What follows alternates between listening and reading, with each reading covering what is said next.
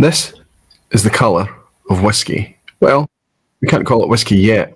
This is what it's like when it's produced. This is what it's like when you mash and ferment and you distill grain. It comes out crystal clear as tap water. After 3 years, we can call it whisky, and during that time and beyond, it takes colour from one of two sources, actually. It can either take colour naturally from interaction with wood that it's matured in. In the case of Scotch whisky, that has to be oak, of course, American oak, Andean oak, European oak, whatever kind of oak it is, as long as it's oak. And that oak naturally possesses colour, part of the wood or whatever the previous incumbent that it's held. That then imparts in the whisky and what a variation of colour it is. The other way that whisky can pick up colour, of course, specifically speaking about Scotch whisky here, is the use of this stuff. This is caramel colorant. This is distiller's caramel or spirit caramel E150A. Quite gloopy stuff. We'll be getting our hands dirty a wee bit more with that a bit later. Looking forward to discussing all things colour and whisky. As always, I'll see you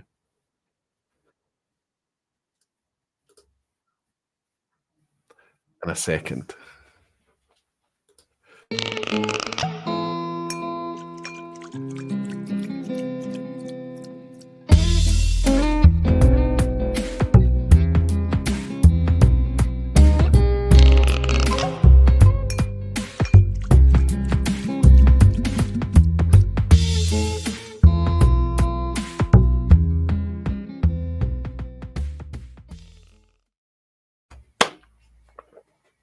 Hello, whisky folk. Hello, everyone. Welcome to the vPub. Welcome to Thursday night once more. And as Godfrey's has just said, hello, how are you? Like to take a wee bit of time on a fine evening with our peeps. Absolutely, Gordon. Can't wait. Looking forward to it as always. It's a wee bit of guaranteed downtime for me in the week, right? Things are kind of busy. Things are always hectic and crazy. But at least we can look forward to this couple of hours just to relax a wee bit and talk about one of our favourite subjects, right? And that is whisky, of course. In whatever form, whatever shape, whatever flavour, and whatever colour you find it in, right?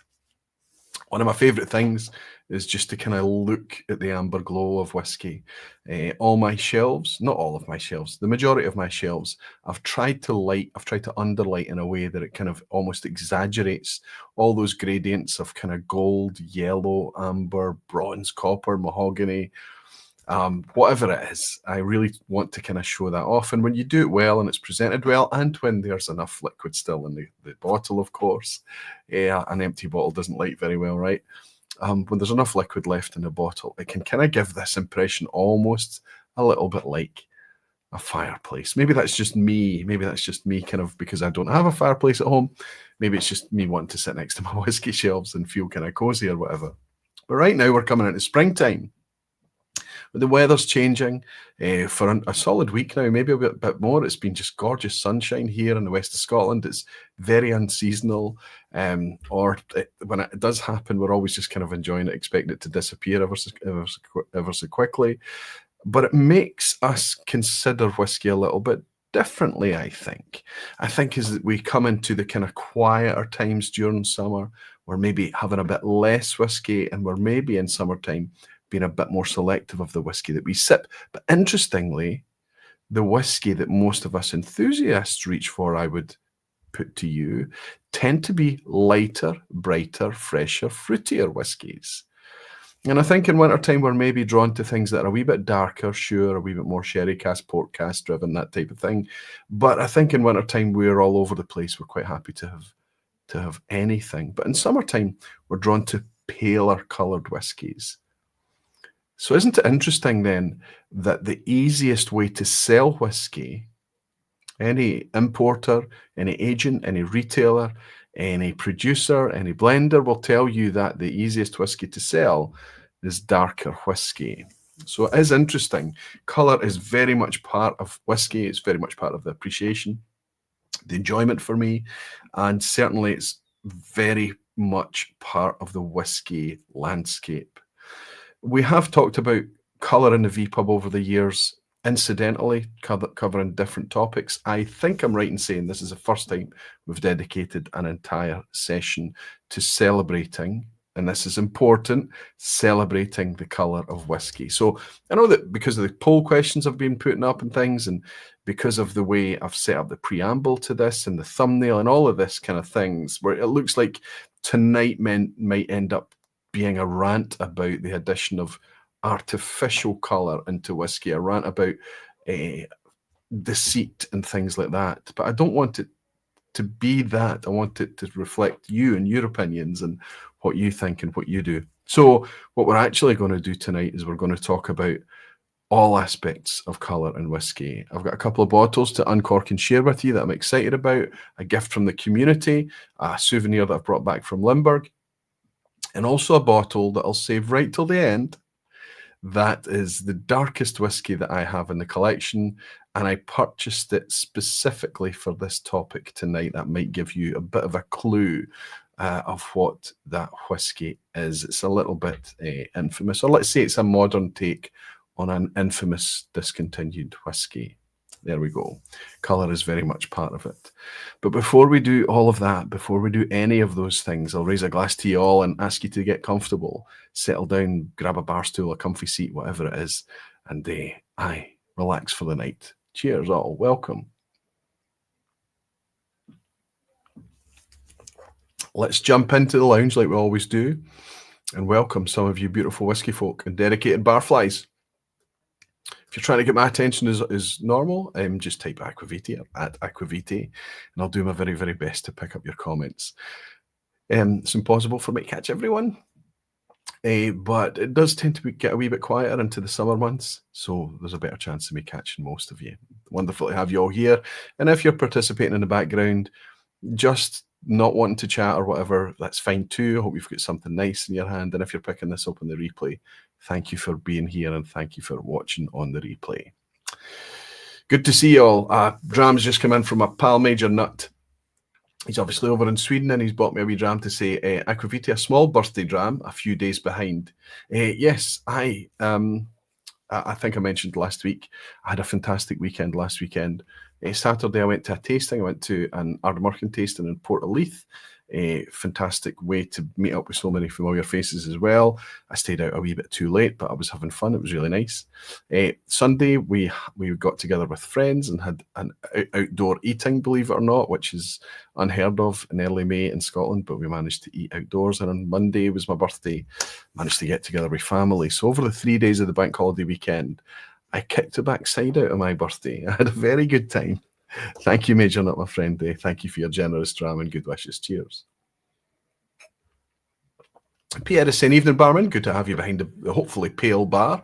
There's a lot of pale whiskies. There certainly is, but there might be some darker stuff too, Frank. Nice to see you, buddy. Mike Molasses is saying, good evening, Roy. And chat folk sitting outside on the porch enjoying a dram in the sunshine. So it's not just the west of Scotland, Mike, that's getting some gorgeous sunshine. Sitting on a porch to enjoy the dram in the vPub sounds like a nice place to be, buddy. Good to have you in. Pedro in Brazil, good to see you, Pedro. He's saying good evening, Barflies Aquaviti. Great to be here with you once again. It's always nice to welcome you, Pedro. And Gino in Canada is saying Aquaviti. Good evening, Roy. Nice to welcome you, Gino. Hope you're doing well. Mirko in Germany is in. Mirko Blockwitz. Good evening, Roy. Hope you had a wonderful birthday. Can I mention, and I didn't clarify this, I'm not entirely sure, but I think this might be Mirko's birthday as well. There's a lot of birthdays in the community at the start of May, it seems. Dave Barnes, for example, and one of the other barflies last week had the same birthday as me, but I'm pretty confident that today could be Mirko's birthday in Germany. I don't know how to say happy birthday in German, my friend, but if it is your birthday, many happy returns, Mirko, and all the very best. Nice to have you in, fella. Cheers. And Luna's saying, hey, Roy, you almost look as if you caught a wee bit of colour. I don't know if I have. Maybe just the way I've set the lighting up. I've been outside a wee bit, though, so you never know. It might just be a wee bit of vitamin D shining through. Jennifer Mitchell is here saying, evening all in Aquaviti. My first week as a card-carrying barfly, thanks to Doodle the Dram, and sadly I have to miss the vPub due to an early start. I look forward to Friday morning on replay, though. Jennifer, it's wonderful to have you in here.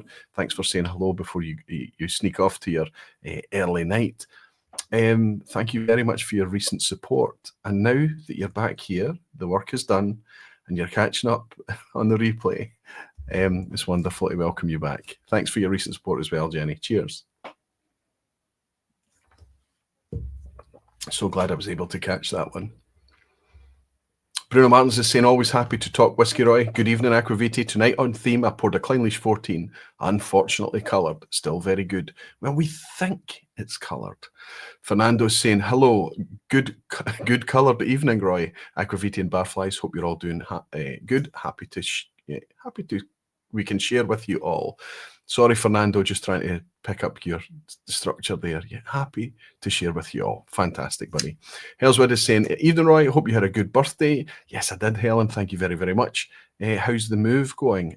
Helen and Andy, Shayla, and somebody else that I forget right now are all moving to Scotland this year within a few weeks of each other, actually. Crazy times. I know that you're all adults and you're all making these decisions in the right way. And I hope that it's much more than just whiskey that's bringing you to Scotland, because, your first winter will be the real test, let me say. David Hong has also bought me a dram. Thanks to you, David. Happy birthday, I think HBD must stand for. Thank you very much, David. I'll take it, my friend. Never much of a comment from you when you're buying the drams, but it's always appreciated, buddy. Thanks to you. Cheers. And my pal Tim, over there on the West Coast of the US, is in saying another rare Thursday off so I can be here live. Late happy birthday, Roy. New special K&L Compass Box blend going. Bowmore, Glendullan, Colilla, all over 21 years old. I wonder if that's a K&L exclusive. Sounds fantastic, Tim. Good to have you in, buddy. I hope you're keeping well and not working too hard. Cheers, chap.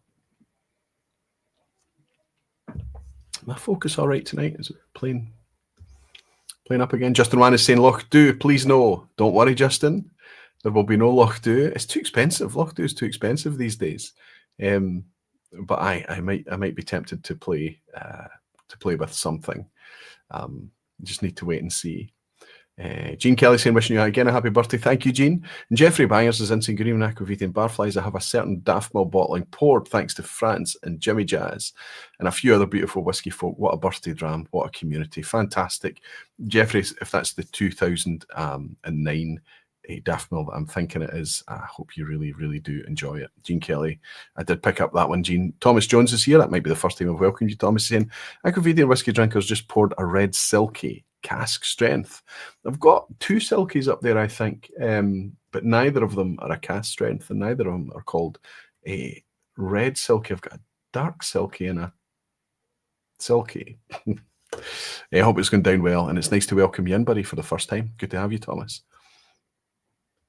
Just the chap that's just jumping again. Reb is in. Good evening, Roy. Sounds like a colourful live stream tonight. We'll do our best, Reb. Nice to have you, buddy. Mirko's saying, no, it's not today, but thanks. My birthday's in August during the summer break. So with your comment then, I'll need to wait till August.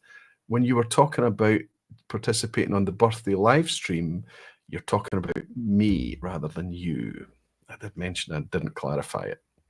Anyway, that's a very, very early happy birthday, isn't it, Marco? Packing like madmen, says Helen. Hopefully moving in mid-June. Excited much. It's big changes, isn't it, Helen? I hope it goes really, really well. It's a pretty stressful time moving house. I know it is, especially over that distance. Brian Cabayas has joined the Barflies and is celebrating being a member for 16 months, actually, and he's saying, on my way to work. Belated happy birthday and cheers. Thank you very much, Brian. Brian's a Barflies. Click the membership thing in YouTube, and what that does is it keeps me from having to share any ad revenue with Google or YouTube. I don't put ads on the content. I now make more than I ever did make from ads through people joining the Barfly membership and keeping everything ad free. More than keeping the content ad free, though, you do get all those little cool channel themed emoji and the wee Barfly loyalty badge as well. Brian, thank you for your support. And Duncan, whiskey tip. Good to see you, Duncan. How are you keeping, pal? He said, cheers, Roy, happy birthday. We all live a bit of E150 Talisker 10.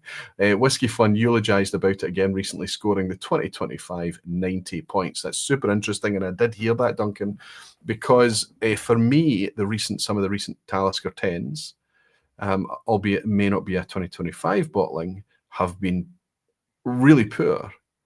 So to see Serge enjoy a very, very recent bottling, I suppose there has to be hope for all things, right? It'd be interesting to maybe try a wee recent bottling in a bar or something like that. See what Serge is getting out of it. My pal Keith McKenzie's in. It's bought my dram to say happy belated birthday, Roy, and slant you. Thank you very much, Keith. Always wonderful to have you, and I hope you and your brother are both doing very, very well. Cheers, buddy. All right, chat's jumping all over the place. I'll do my very, very best to catch you all. Sandro Fitzalari's in saying buonasera, good to see you, buddy. And Tutti, I love Ardnamurchan. Have you tried the 10-year-old? Ciao, grazie. Yes, I've tried the 10-year-old. Stay tuned. There may be a well-aged Ardnamurchan appearing a wee bit later in the stream tonight, Sandro. A nice one. Papa Q saying I cracked open a bottle of Bowmore Vault Atlantic Sea Salt. Okay. Now I'm nervous because I've been raving about this thing. I managed to track one down after watching last week's vPub.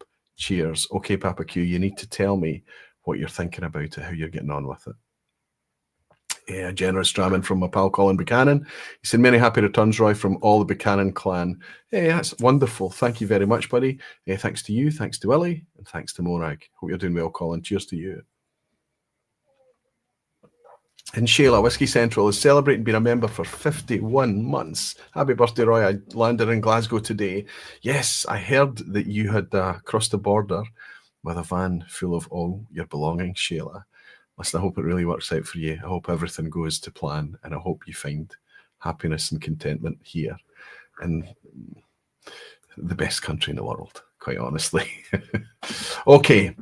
Let's get on with it. Let's get on with it. What have I got in my glass? What have I been welcoming you with tonight? Well, this is kind of an example I just reached for on the shelf, just to say, hold up and say, this is the colour of whiskey. What's the average age of all the whiskey that's out there? Well, it's probably, truth be told, regardless of all the really high age statements, single malts and all of these lovely things, we're probably in a single-digit age statements. If we factor in blends and all of that kind of stuff, we're in single-digit age statement, aren't we?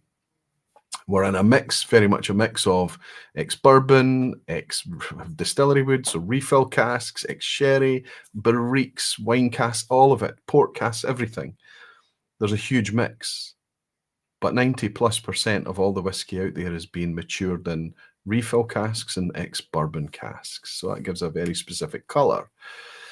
If we want to darken that colour, naturally we're going to have to get some really quite active wood, some much more active American oak maybe some sherry cask, maybe some European oak, something that's going to bring something darker.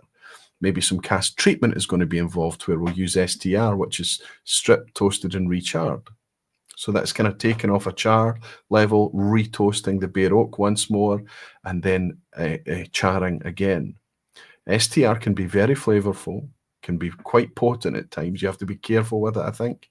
But it can also add quite a lot of nice, deep amber tones too. When we put out a core range release, typically, there's going to be a mix of all of those in there. Maybe some refill, some first fill, maybe some virgin oak, we never know, maybe some sherry cask and that type of thing. But often, if you were just to take a median colour, if you were to take the average colour, it's going to sit somewhere like this. Slightly dark gold with some kind of amber and copper tones through it. On my camera at this side, it's looking a little bit on the yellow straw side, but in the bottle, there is some warmer tones to this. This is Ballindalloch. This is it looks like about an 8 or a 9-year-old at the point of bottling. An 8-year-old actually. 2015 vintage from them. This was a UK exclusive, but there's quite a few of these appeared out onto the market since. I love this kind of 1920s, 1930s style, really quite elegant decanter bottling. It's one of my favourite bottle shapes out there. It's really quite unique. And I have to say I'm really getting on well with the liquid as well. There's some much more expensive releases, and none of the Ballindallochs are cheap, let's be honest. It's not the biggest scale, it's fairly small scale, but it is a wee bit pricey to get your hands on. But you might remember that in 2023, one of my whiskies of the year, it was 2023, wasn't it? Yeah, I'm sure it was. Fairly confident it was. It might have been early 2024, forgive me. Was their single cask sherry cask that they put out there, which was an oloroso sherry cask, and it was gorgeous. But what we have here, you might look at this colour and think, okay, that's ex-bourbon. But when you actually hold it in your hands and you look at it, you can see that there's some warmer tones in here as well. So you're not always guaranteed that it's all ex-bourbon. You can maybe look at it and say there's some first fill bourbon and things like that to bring a bit more of a darker hue. But fortunately for us, Ballindalloch on the back label tell us that they are actually vatting together first fill ex-bourbon and first fill ex-sherry. I would say that they've not used a lot of ex-sherry in this. It's not too dark, but we've got something that is perfectly in the middle. I wonder if a piece of white paper would help here. Let's try. Something that's roughly right in the middle of the spectrum for whiskey colour. I think it's still coming across a wee bit pale on the camera. But that's why I've gone with that. Later on tonight, we're going to be tasting and uncorking something else that's kind of right in the middle of that spectrum as well, but it's arrived at that position in a slightly different way from vatting casks together, as is the case with that Ballindalloch. This is a pretty whiskey. It's very flavourful. It's very rich. It's quite dense. It's quite modern.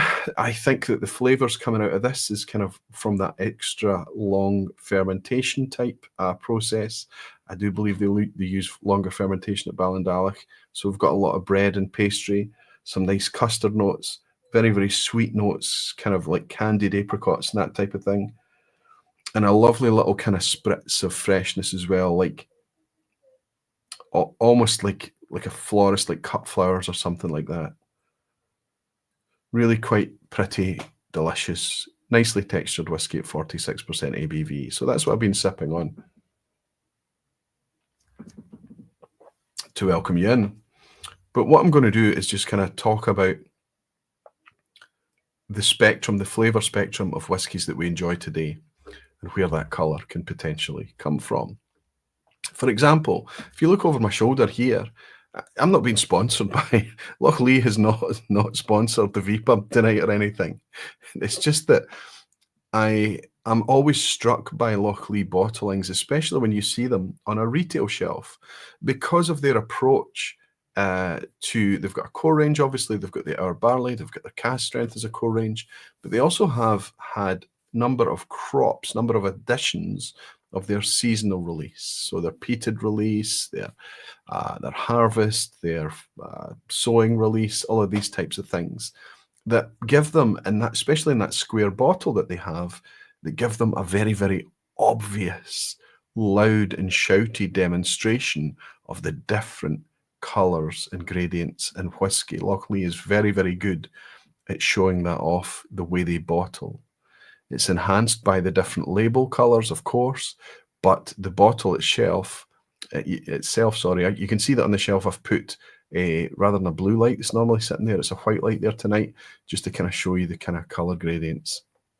Again, the camera's not showing it very, very well. For example, this one here is really quite dark orange. This one is very, very pale. It's almost new making colour. Then we go back to amber and really quite dark with the sherry cask expression at the end. And I think it's just a really, really impactful way for anyone who walks into whiskey and looks at Lochlea's range to immediately ask the question, why are all of these whiskies from the same place such different colours? It's quite fantastic. It's quite profound even, you might say. Lochlea aren't exclusive with that approach, but I think their bottles lend themselves very well to displaying that and showing it off. Jarek Luth, I don't know if I'm pronouncing your name well, buddy, but he's just signed up to join the Barflies. Thank you, Jarek. Thank you very much for your support. But I've got another wee range here, and this is an independent bottler range as well. And this is another, I couldn't talk about colour and whiskey without mentioning this particular independent bottler, because their whole brand revolves around colour. They'd have different coloured logos and things like that. They have a very obvious, or let's say standard tall round bottle with not too much labelling in order to show off the colour of the liquid as well. But the proprietor, or one of the proprietors, it's Mark and Kate Watt I'm talking about, talks about colour a lot, because colour very much manifests in the flavour of whiskey for Mark. And that was the inspiration behind the brand. If you're interested, he was on a vPub not too long ago, and it was a fantastic session we had together. But here we have 3 very, very different takes. I'd love to be able to hold this piece of paper and not drop it or not drop any of the bottles, but I just might, so I have to be careful here. So you can maybe just about see, hold on, that paper needs to be down a bit. If I hold up 2 at a time, it's going to be easier. It's got to be a better way of doing this. And you would think I would practice before I went live, right? But here we have 2 here, 2 takes on a kind of dark amber here and a mid amber here. And then we've got quite a pale take over here against that middle one. You can see that this one here is by far our palest whiskey. This is a 10-year-old Glenlossie, is this super pale one. And then we've got a 12-year-old Highland distillery. This has not been opened yet. I actually know where this is from. It's from that Highland distillery that nobody is allowed to say where it's from. This was a Denmark exclusive, actually, that I picked up at the Campbelltown Malts Festival last year. Excited for that at the end of the month. And here we have another undisclosed distillery, still single malt, 21-year-old this time, from a Highland distillery. This one I do not know where it has come from.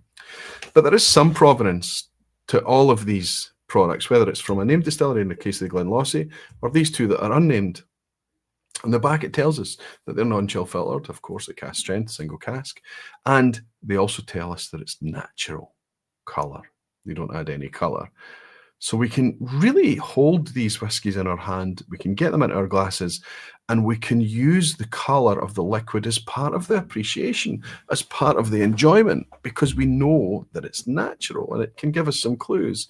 For example, we can look at this one and see the dark colour here and say, oh, I think that might be sherry cask. That gives us a hint of the flavours that are involved in well. It's critical. Here on the back of this one, it tells us that it's from a barrel. And this one here tells us that it's from a hogshead. So I've picked these for the 3 different colour gradients, of course, but 3 very, very different casks as well. So just to pause to talk about those 3 concepts. First up is the hogshead here. This is by far our palest liquid. This is very, very pale straw. It's almost like Chardonnay, like Pinot Grigio, like a white wine. One of the lighter whiskies I've got in the collection, but there are lighter whiskies. One will feature just shortly. I do have lighter whiskies than this, but this has been 10 years in wood. So we know, looking at this, that the wood hasn't been particularly active. We know that this is Glenlossie. So if we want to try and connect with a kind of more natural state of Glenlossie, more distillery character, this would be a good one to go for. Tells us that it's a hogshead. Now, a hogshead can be different, but if there isn't any further specification, if they don't tell us that it's a refill hogshead or a first fill ex-bourbon hogshead or a sherry hogshead, if they just say hogshead, we can assume that it's refill. It's had Scotch whisky in it before. So if a hogshead is made from, let's imagine, 5 bourbon casks, either that have been taken apart or been reassembled from their shooks, from a disassembled state, 5 bourbon casks will make 4 hogsheads. And therefore, I suppose in that scenario, they could still be first fill bourbon hogsheads. But hogsheads can also be made to specification in Spain and be seasoned with sherry, and those would become sherry hogsheads. And a hogshead is a very kind of traditional barrel size for Northern Europe, basically. It's a lot of warehousing, a lot of racking, a lot of infrastructure, and just a lot of understanding. It's just the hogshead is just probably one of the most traditional casks. So that's how the hogshead can exist. More often than not, it's going to produce something like this. A hogshead is very much likely to be distillery wood. It's been used for Scotch whisky on at least one previous occasion. Now, we don't know if it's been refilled once before, twice before, 3 times before. We don't really care. Because we know that it's natural colour, we can just look at the colour of the whisky and we can decide for itself roughly what we think the flavour profile is going to be and how much interaction the wood has had. One of the beauties of natural colour, right? Here we have the barrel, okay? So we just simply see barrel. So that's going to be an ASB. It's going to be an ex-bourbon barrel. It's going to be smaller than a hogshead. It's going to be around 200 litres, whereas a hoggy is likely to be 225, something of that order, roughly speaking. But this barrel is just a standard American bourbon barrel, probably the most common vessel for maturing whiskey on the planet. Now, we don't know if it's first fill, we don't know if it's refill, but I would say because it is not specifying first fill, we can assume that this mid-colour, this mid-amber colour here, in 12 years is given us, is from either, I would suggest it looks to me something along the order of a second fill barrel. So we can look at this colour, we know it's natural, we can decide, okay, we don't know, it just tells us it's a barrel, but it's enough. We know that there's going to be good balance to this liquid at 12 years old. And then at 21 years old, this one is the darkest one of the lot, we can look and say, well, at 21 years old, it can get this dark in a bourbon cask. We know that it can, especially if it's an active bourbon cask. It can get this dark in an active hoggy. But it tells us on the back here that this is specifically a sherry hogshead.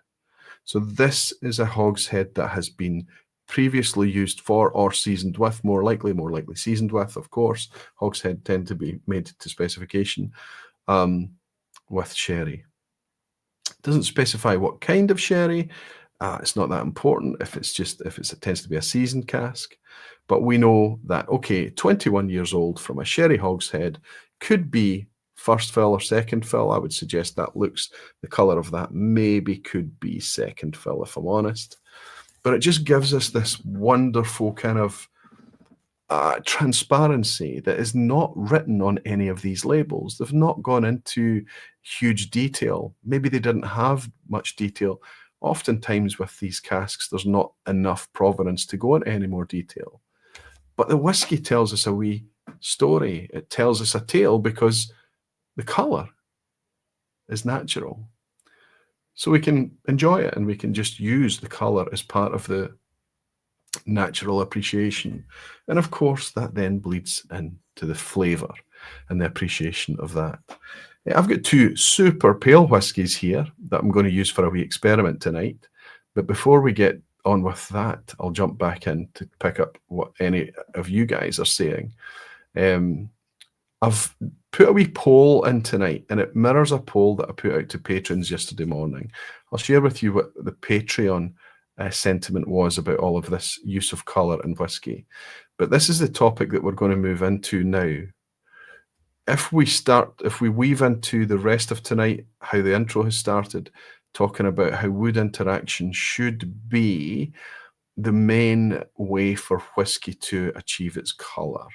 Now, of course, some of the things I've held up to you is single cask, so it's very easy to preserve that colour. Even in the case of these Lochleas here and things like that tend to be small batch, they can be very selective over the casks and preserve the colour. When it comes to a much bigger outturn, a much bigger bottling from a mass market brand or even a Scotch single malt that's going to go out in a multiple thousands scale bottling, that becomes more difficult. You're going to end up inevitably ending up in some kind of middle ground, a little bit like if you take all the colours of a palette and mix them all, you're always going to just end up with brown, right? It's going to be something that when you upscale whiskey, you're going to have potentially a wee bit less control when you're vatting multiple different cask styles. So we have to bear in mind that when we're talking about colour, a lot of it, especially when we want to appreciate the striking differences in colour, we tend to find ourselves at the lower scale outturn end of the market. So it's a wee bit of a caveat there. The Ginger Genius John has bought me a wee dram saying, happy belated birthday, mate. I have a dram on me. This is really good. See if I have a birthday that's right in the middle of two vPubs, I can milk it and I can have two birthday vPubs. But John, thank you very, very much. I do feel like last week was the one for the birthday drams. But I'll take it, buddy, with a very, very gracious raise of the glass and say thank you very much. He said, we'll hopefully see you in other Barflies in 2 weeks. All the best, John. Fantastic, John. You're headed back down to Campbelltown again. Make sure you grab my attention while I'm down there. chasing my tail, no doubt. Cheers, John. Cheers. Thanks very much for the dram.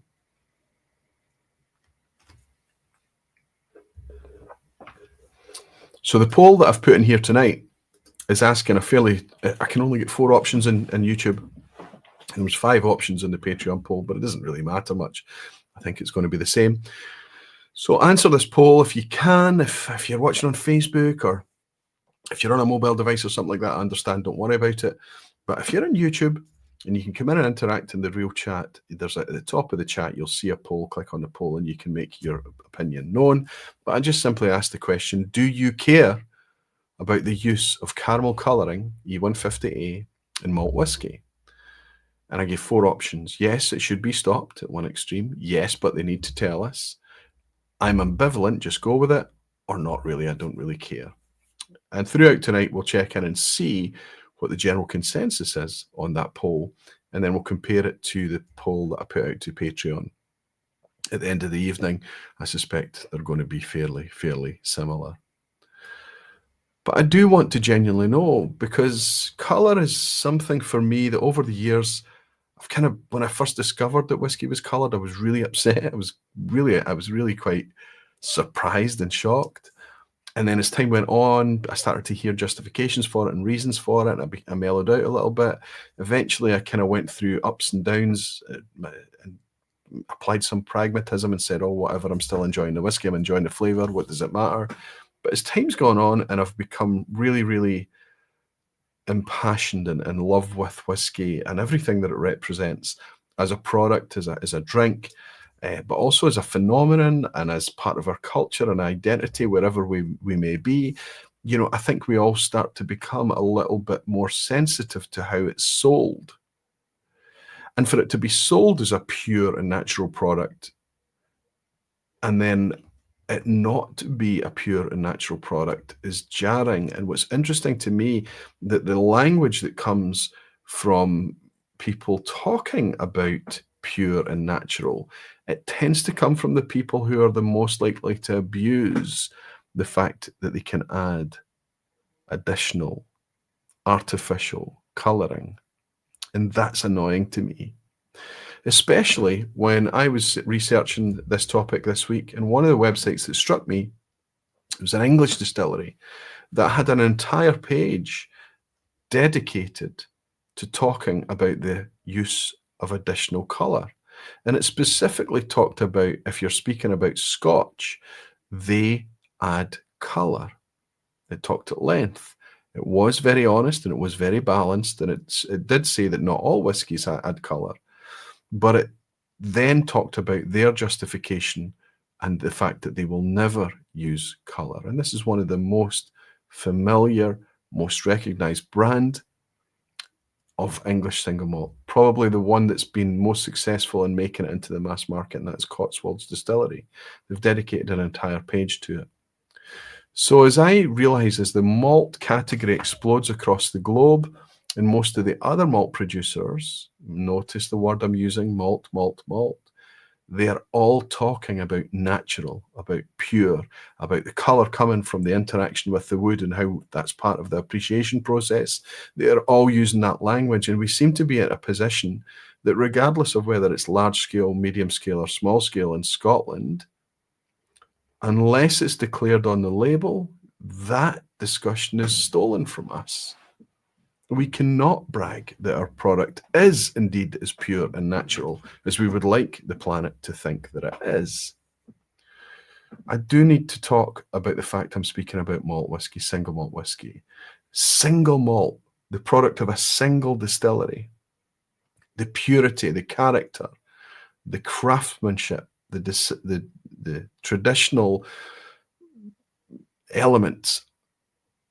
All of this is language that's used to highlight one thing, a singular thing, purity, purity, purity. But what's actually often the case for all of the larger brands and some of the kind of medium-sized, smaller brands too, when it gets to the bottling hall, they're just marking the specification they want the colour to be, and it gets coloured in the vat. and then gets bottled at that specified colour. Now, we can be told that that's kind of artificially heighten the colour to darken the colour to maintain consistency over all batches. That's what we're told, and we say, oh, well, that makes sense. The consumer will be put off if they see batches changing over time. No, the consumer will be put off if they see Coca-Cola changing colour over time, maybe. They'll be put off if they see lots of things changing colour over time, but they're not put off when they see wine being different colours each time.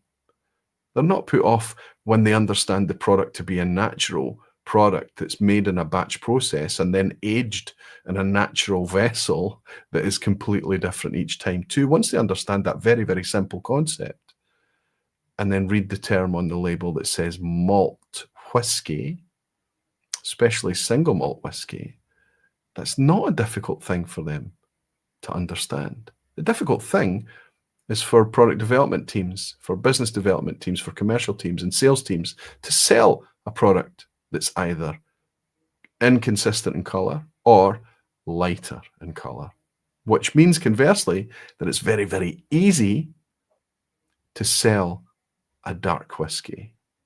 And that is the unfortunate truth. While artificial colouring is allowed to be used in whisky, it is all too easy for it to be overused and to render a pale straw-coloured whisky a very dark whisky, and for it to be sold, I say, just my opinion, deceptively.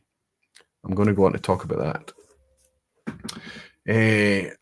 Matt Bailey is in. Good to see you, Matt. How you doing? He's saying, love your work, Roy. I think colour is important to be disclosed.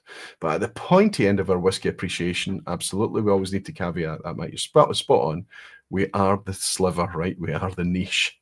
We forget that most consumers don't know nor care about the topic. That's right. It's an education thing. I use my wine analogy again. Do you think they care that one wine is slightly darker red than another?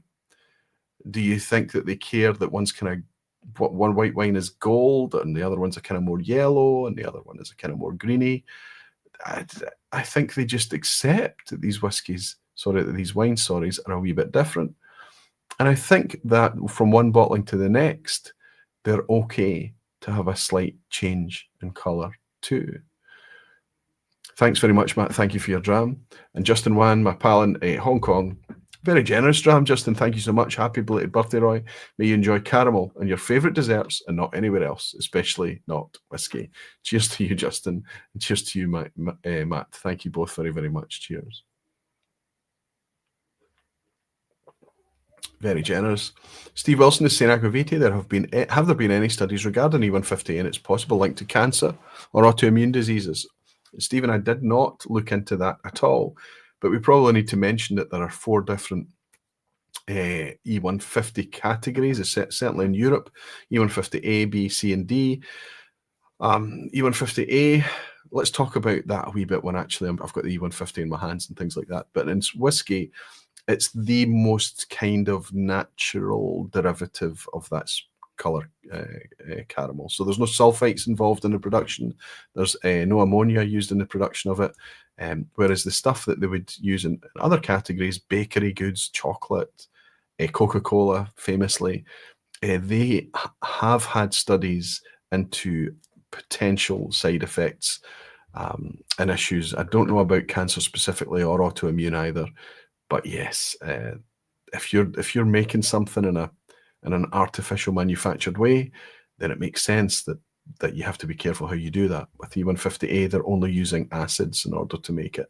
Luna Aaron is saying, I think it's just a thing of getting used to. If you communicate why the colour is different each time, people will get used to it. It's education. And if we talk about how the single malt market is still only 10% by volume of all the Scotch whisky market, that shouldn't be a horrendously difficult thing to do. Ian Bruce is saying, Roy, another query I have is, why do British food standards, if you look them up, stipulate all ingredients on soft drinks and food? How does whiskey skirt around this role? Influence from SWA? It is absolutely SWA. SWA do a really good job in a lot of different areas. There's no doubt that they do. Clumsy in some areas, but suspicious in other areas too. We've basically got a body that is made up of the industry that it's there to govern and look after. So it's not really there to regulate the industry. It's there to set the standards and then promote the industry. It's just a wee bit at odds with the long-term health and protection, I think. I think there's lots of other categories out there of whiskey that could come along and make the story into how Scotch isn't as pure as it is actually marketed, using things like potentially chill filtration and using things like colour added and stuff like that. Fernando's saying the argument that it's a business reason doesn't make much sense. Informing the consumer would save them millions on E150 and chill filtering. Just saying, I don't think the use of E150 is expensive. I think it's very cheap. And I've also come to learn that there's not a lot of cost involved in chill filtering either. Although depending on the ambient temperature, there could be a lot more energy used to adjust the temperature of the liquid. For example, in summer and things like that, it's going to be much more expensive to run than in winter. Tim Pills is saying, late, I'm afraid. We'll listen now and catch up. Thank you very much, Tim. Don't worry about ever being late for the vPub. And now that you're here on the catch-up, welcome. Seb K saying, just popping in late to say hi, Aquavita. Been moving house these past few days. Still Lisbon and completely exhausted, so may check out early. Catch the rest on the replay. You deserve a wee dram. I know how difficult moving house is, buddy. It's a tough, tough gig. I hope things are going well. Cheers, Seb. Right, so let's get on with this. Here's the two palest whiskies that I think I have. There's not much left in this. I've been playing with this week. This is very, very light, as you can see. This is a Nakhandu vintage 2007. It was bottled at 13 years old by Signatory Vintage. Nakhandu is obviously a Diageo distillery, but we've got an independent bottler here from Signatory. It's a small batch vatting of 2 hoggies. 2 hogsheads. I've got the numbers on here. There was 640 bottles came out of these two 13-year-old hoggies. And it tells us on the label that it's natural colour in big, bold letters. And obviously this is literally the unchill filtered collection from Signatory. So it talks about unchill filtered as well. Fully natural, 46% as well. Perfect product. Pitch perfect. And because in this tall round bottle we can clearly see the colour, we can again really use the colour as part of the appreciation. So 2 days ago, I poured 3 Glencairns to the fattest part of the glass with that Nakhandu.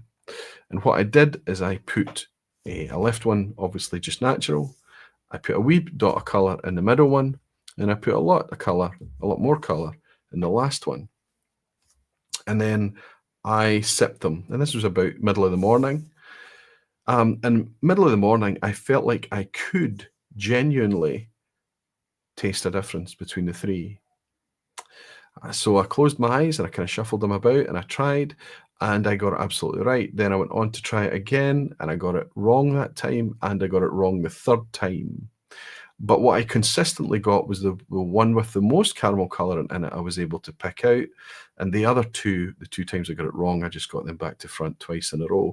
But the first time I tried it, I managed to pick it out and I was fairly confident that I was able to pick out just ever so slight differences in the flavour.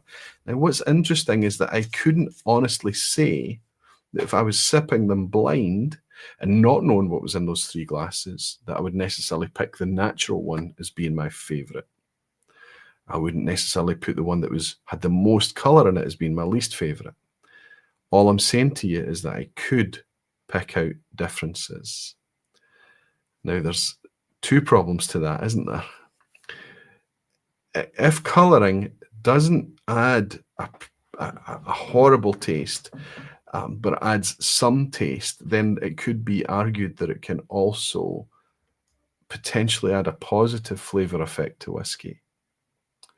Certainly, there's a lot of belief out there that it is an emulsifier, and that is that it can help soften and round out whiskies, that it can enhance some elements of the whiskey flavour experience. So we're going to play around a little bit tonight. I'm going to grab 3 glasses and I'm going to do the exact same thing again, but not with that Nakhandu. I'm going to try something different here. I've gone for another pale whiskey that's sitting on the shelf. It's been sitting here for a long time. Bought this a long, long time ago. This was bottled in 2017. I think I bought this in 2019 from Ardnamurchan Distillery when it just opened It wasn't selling any of its own products, but it was selling some things from Hunter Lang. This is a Hepburn's Choice, a Thrusk. It's a 7-year-old. You can see that it's a 7-year-old here. And it tells us here that the flavours in this is supposed to be pastry, vanilla, and strawberry jam. Filled from a refill hogshead. So that's absolutely consistent with a super pale colour. Very, very young as well, 7 years old from a Thrusk. So this is a young whiskey. I didn't pay much for this. I think this was £40 or maybe a bit less. Something of that order. And I've just not had a reason to open this bottle in all the time it's been around. But now we do, because we need a pale whiskey in the glass tonight. So what we're going to do is we're going to fill fatter pours than I normally would. Likely that these will end up in the spittoon tonight, if I'm honest. It's no problem. It's not expensive, precious whiskey here, right? This is kind of fairly reasonably priced whiskey from one of Diageo's factories as well, Thrusk. I've had some lovely Thrusks in my time. So it's taken a fair chunk out of that bottle though, right? But it's all in the spirit of playfulness. 46% ABV this is as well. That's important for this wee thing. So that will play into, obviously, if you try and dissolve caramel colour into higher strength whiskies, it's slightly different. So we'll leave them sitting in a sit for a second, just to breathe for a wee bit, as we jump in and see that Rolfie, my pal Rolfie, who's bought me a very generous rant to say I love when a very pale refill single cask is delivering pure magic. I had the opposite tonight. I had a PX and I am knocked out, says Rolfie. Fantastic, buddy. And my pal Stevie O has gifted 20 Aquavitae Barfly memberships for 20 random folk tuning in tonight. Rolfie and Stevie, thank you both for your generosity, my friends. Rolfie, I'll see you at the end of the month. And Stevie, I know I'll be speaking to you over the weekend, buddy. Cheers.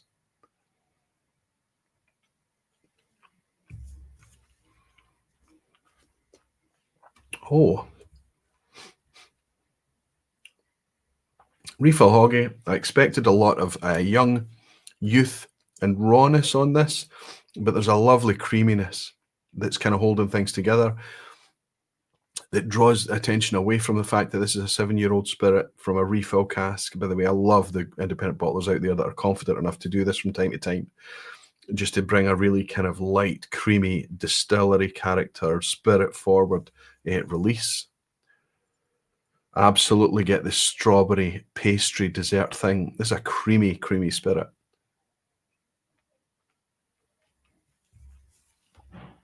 It is young. There's a lot of kind of fruits that you would find in a new make prevalent here, but that's okay. That's what we expect. We look at it and we see the colour of this whiskey, the 7-year age statement, the refill hogshead statement on the label, and we can immediately know as whiskey enthusiasts that when we need a wee bottle of this on our contrast whiskey shelf, when this is our style, our lane of whiskey, whatever it may be, we know that we're in a good place. There's no fakery, there's no deceit. We know what this thing is going to taste like, and that wee kind of test, sample, sip there did that exactly. Now, what we're going to do with 2 of these glasses, keep this one natural, and with these 2, I've got them in clear Glencairns right now, is what we're going to do is we're going to get a cocktail stick.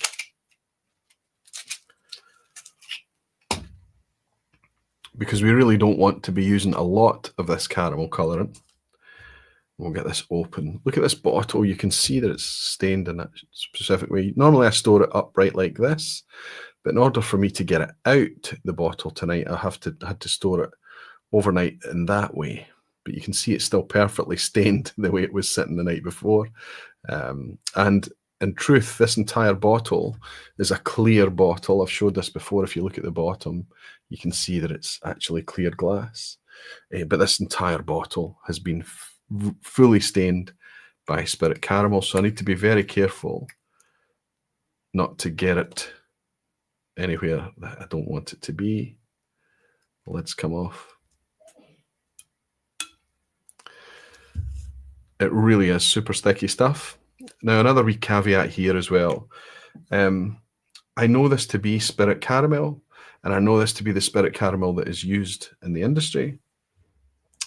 But to what colour this specification is, to how long it stays stable for, I've had this about 5 years, I would say. All of these things I can't speak for. So, you know, we have to understand that the consistency, the colour, the grading, whatever it is of this, and how stable it is for in the bottle, I can't speak for, but it's all I've got on hand. So I'm just going to stick the cocktail stick in here. Try and get the camera to focus on what I'm doing rather than me. Come on, camera, you can do it. And we just coat the cocktail stick in it and nothing more, right? And then we stick it in their middle glass. And all I'm going to do is give it a wee swish. And you can see it just starts to warm things up quite nicely there, right? You can see that getting darker and darker. I'll take it away now. I think it's gone dark enough. And then in our final glass, I'm going to give it much more time, of course.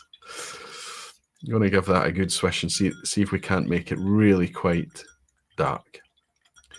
Now, I could stick the cocktail stick in again and get a bit more caramel colour out of that bottle, but I don't want to do that. What I want to do is kind of show you how little it takes, I suppose, to colour things up in quite a dark way, so I don't want to recoat the cocktail stick, and we can see how much of a difference we can make to the whiskey. I'm going to leave that cocktail stick in that glass for a wee while. I'm going to put a lid on this. But I can tell you this has got an aroma. This has got a quite strong and quite a pungent aroma, but it's not entirely unpleasant. It does smell like caramelized sugar. It smells a little bit burnt too, a little bit like burnt sugar. There's a wee kind of plastic note.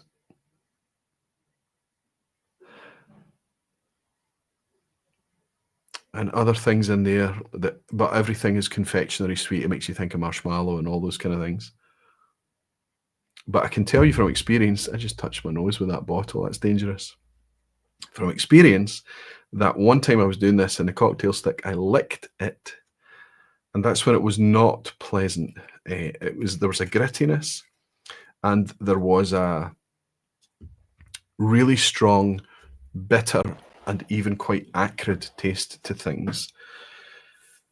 When you use a lot of that in a glass of whiskey, you really start to taste it. You really start to understand the impact that it's had on the glass of whiskey. And what that does is it makes you suspicious sipping other whiskies when you start to get tasting notes of that type.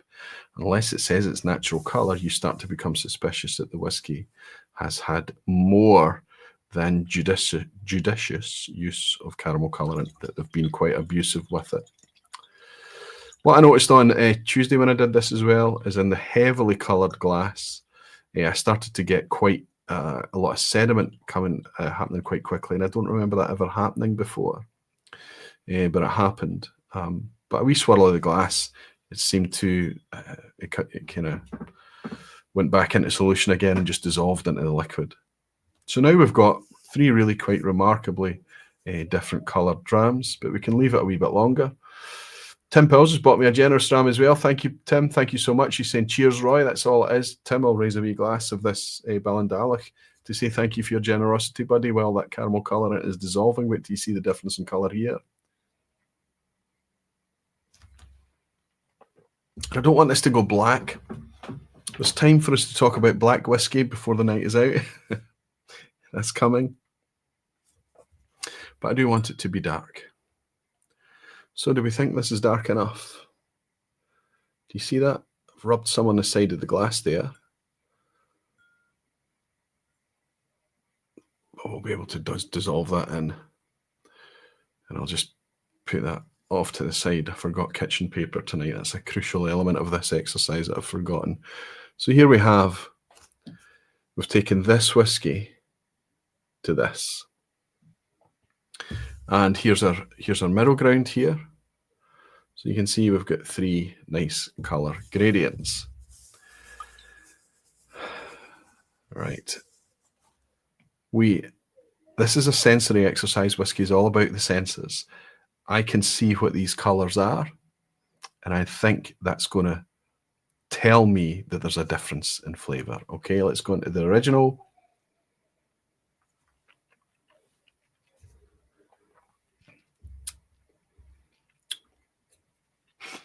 I'm really quite happy to have that wee arthroscope open. It's really, it says strawberry on the label. I get it, but it's more like a strawberry cream, strawberry fondant type note. There is pastry in there. It says that in the label as well. But this is just a quite creamy, sweet apple, really quite honest and raw, young Athrusk. Let's go into the one with a wee bit of caramel in it now.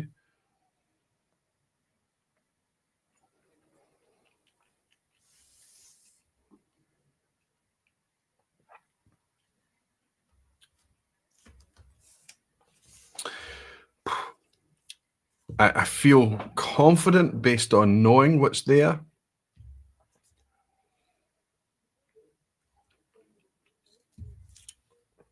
I feel confident that that's changed the flavour of that whiskey. But I'm going to test myself. Let's go into the one that I left it sitting in there a wee bit longer. It's kind of gotten a wee bit reddish, this one. There's quite a red hue to this, almost like it's a ruby port cask or something.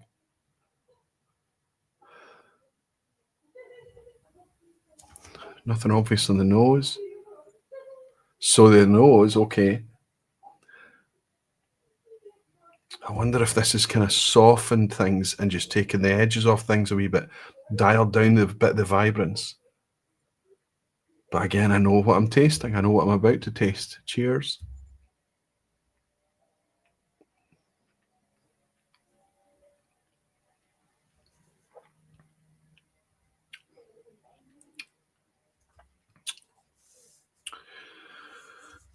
Things have become softer and smoother. I just feel like there's an obvious difference on my palate here.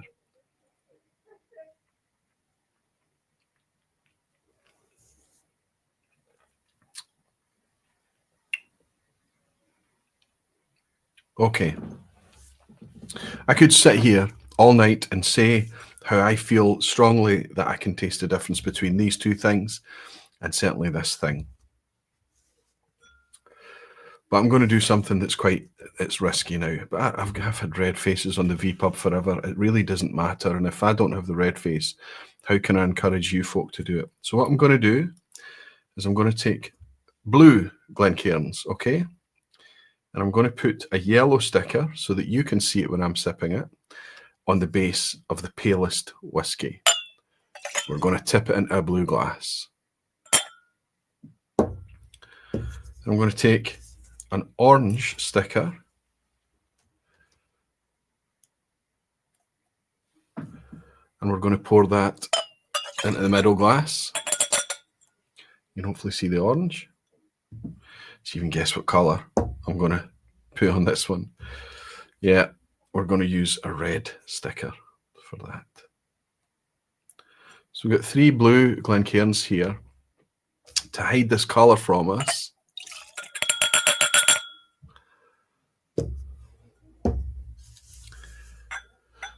And you can hopefully see the difference in the coloured labels underneath. Okay. Now, what I was doing the other night when I was doing this blind and clear glasses is I was just closing my eyes. And as I closed my eyes, I'm kind of just shuffling the glasses around. And I can tell you, I have a very simple brain. And immediately I've done that while speaking to you. I have no idea which is which. None. I have no idea which order these 3 are sitting in. I'm just going to go through one by one and see if we can pick up the same difference that I picked up when it was in the clear glass. Jeez. Gonna make a complete mess of it. And can also, the caveat that I spoke to patrons about, in the morning when I did this the other day, when I got everything right, it was the middle of the morning and everything was easier. Everything was easier. But I couldn't really sip them in the morning. I could only have a wee tiny sip or two of each. Then I had to put them off to the side until later that night when I wasn't driving and functioning and doing other things. Later in the evening when I came back to them, it was much harder. It was really much harder. David Evans is celebrating being a barfly. For 61 months, we still love a dark whiskey, though. Absolutely, David. It's the truth. It is the truth. Thank you for your support as a barfly. And Donnerpass Whiskey is saying, bought me a dram to say, 3 years ago this month, I was able to meet up with you and so many others. Today, that year, I drove our client of 5 from Dublin to Kanturk. Great times. Was that 3 years ago, Tim, that I welcomed you in Glasgow? That's quite incredible, buddy. Thank you for the dram, buddy, and thank you for the memories. Cheers, Tim. Going back to that Ballindalloch, it's quite a nice wee dram. Okay, let's have a wee bit of water. Let's have a bit of water. Now, I've got a monitor here that monitors the health of the stream on the side. So I can look in this and I can see the colour that's on the base of the Glencairn. So if you see if I'm looking here, it's fine. But if you see me looking over there, you know, I'm trying to see, or I will have seen the bottom of the Glencairn. This is in real time. But what I'm going to do is I sip these. I'm just going to shut my eyes. Does that work for you? Let's go. Okay, cheers. Here goes. Okay. Nose. Immediately, I don't need to taste this. This is the red dot. This smells of caramel colouring. It absolutely does. Nose another. And another. I think this 7-year-old Thrusk lends itself even more because its youthfulness, because of how fresh and vibrant and creamy it is in its raw state. I think this is making itself absolutely obvious. I'm feeling really, really super confident here. Let's just go one more time and I'll go sip this time with my eyes shut.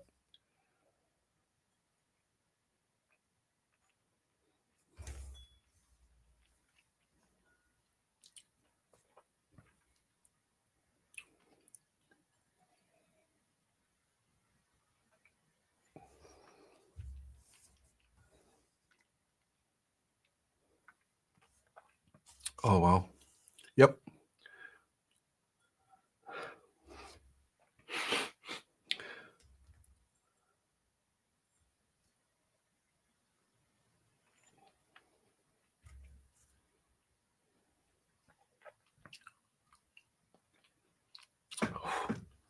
Oh. Don't even need to taste this.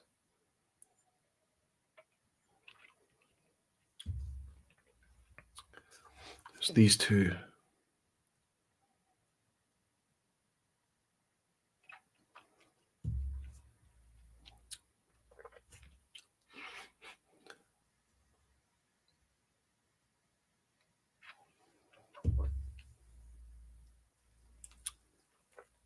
Okay.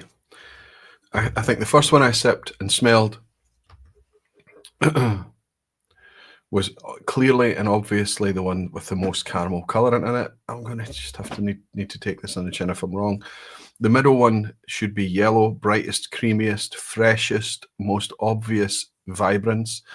And then the last one, and that's why I went back there at the end to check the second and third one backwards and forwards, I think is the one that's in the middle. So I should hold this up in the order of red, yellow, orange. Okay, here goes. Red, good. Confident about that. Yellow, good.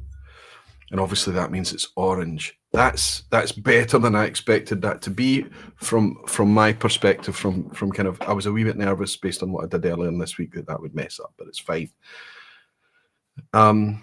I think, as I say, the vibrance of that young 7-year-old Thrusk made it very, very obvious. Here's the takeaway. That darkest one that I could smell, immediately obvious tones of that caramel colouring, didn't make it a worse whiskey. If I was, and I have to think, okay, it's in my mind now, it's making it a worse whiskey. Okay, it's caramel colour in that, I don't like it. But if I was to come to this blind, I know objectively that if I came to this blind, I would sip these whiskies, I would taste a difference between the three of them, but I'm not confident that I would pick the light natural one as my favourite and the darkest one is my least favourite, or any order of that. I'm not confident. There's just a difference. It makes a difference.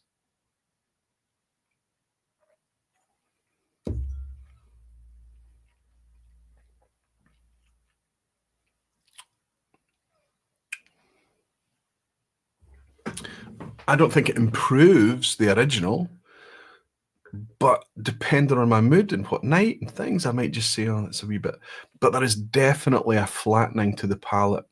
On the finish, there is a kind of saccharine sweet note that is a common thing for me to find on some whiskies. Doesn't always mean that they've been had caramel colourant added. There's a slight kind of grittiness to the texture, back of the teeth type grittiness, very mild though. And I feel like sipping the natural one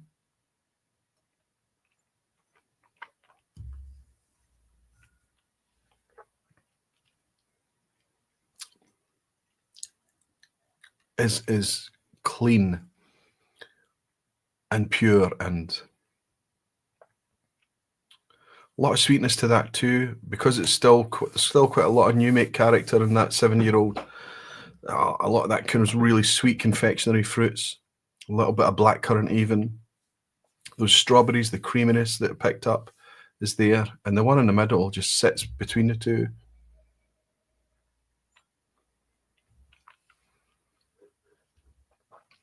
Okay. I don't know what to conclude from it, but I can say this. If adding caramel colourant, they tell us that it's largely inert and that you can't really taste the difference. Well, that's not true. I think if they gave us the opportunity to sip in contrast, I think most of the time, and depending on how much caramel colourant was used in what whiskey, I think that we would be able to tell the difference. However, I think that there's truth in the fact that we might sometimes prefer the texture, the flavour of something that has had an emulsifier, some caramel colourant added to it, which is worrying actually, because it lends itself to even more abuse.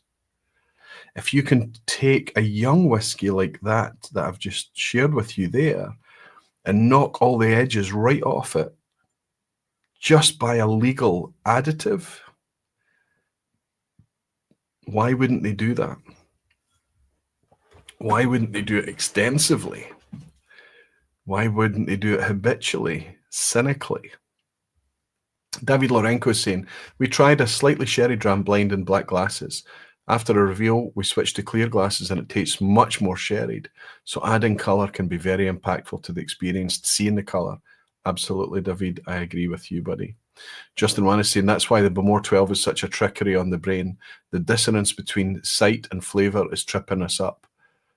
Bowmore 12 for me, and even worse, the Bowmore number 1, the cheapest on age statement entry-level Bowmore, is undrinkable whiskey. I cannot.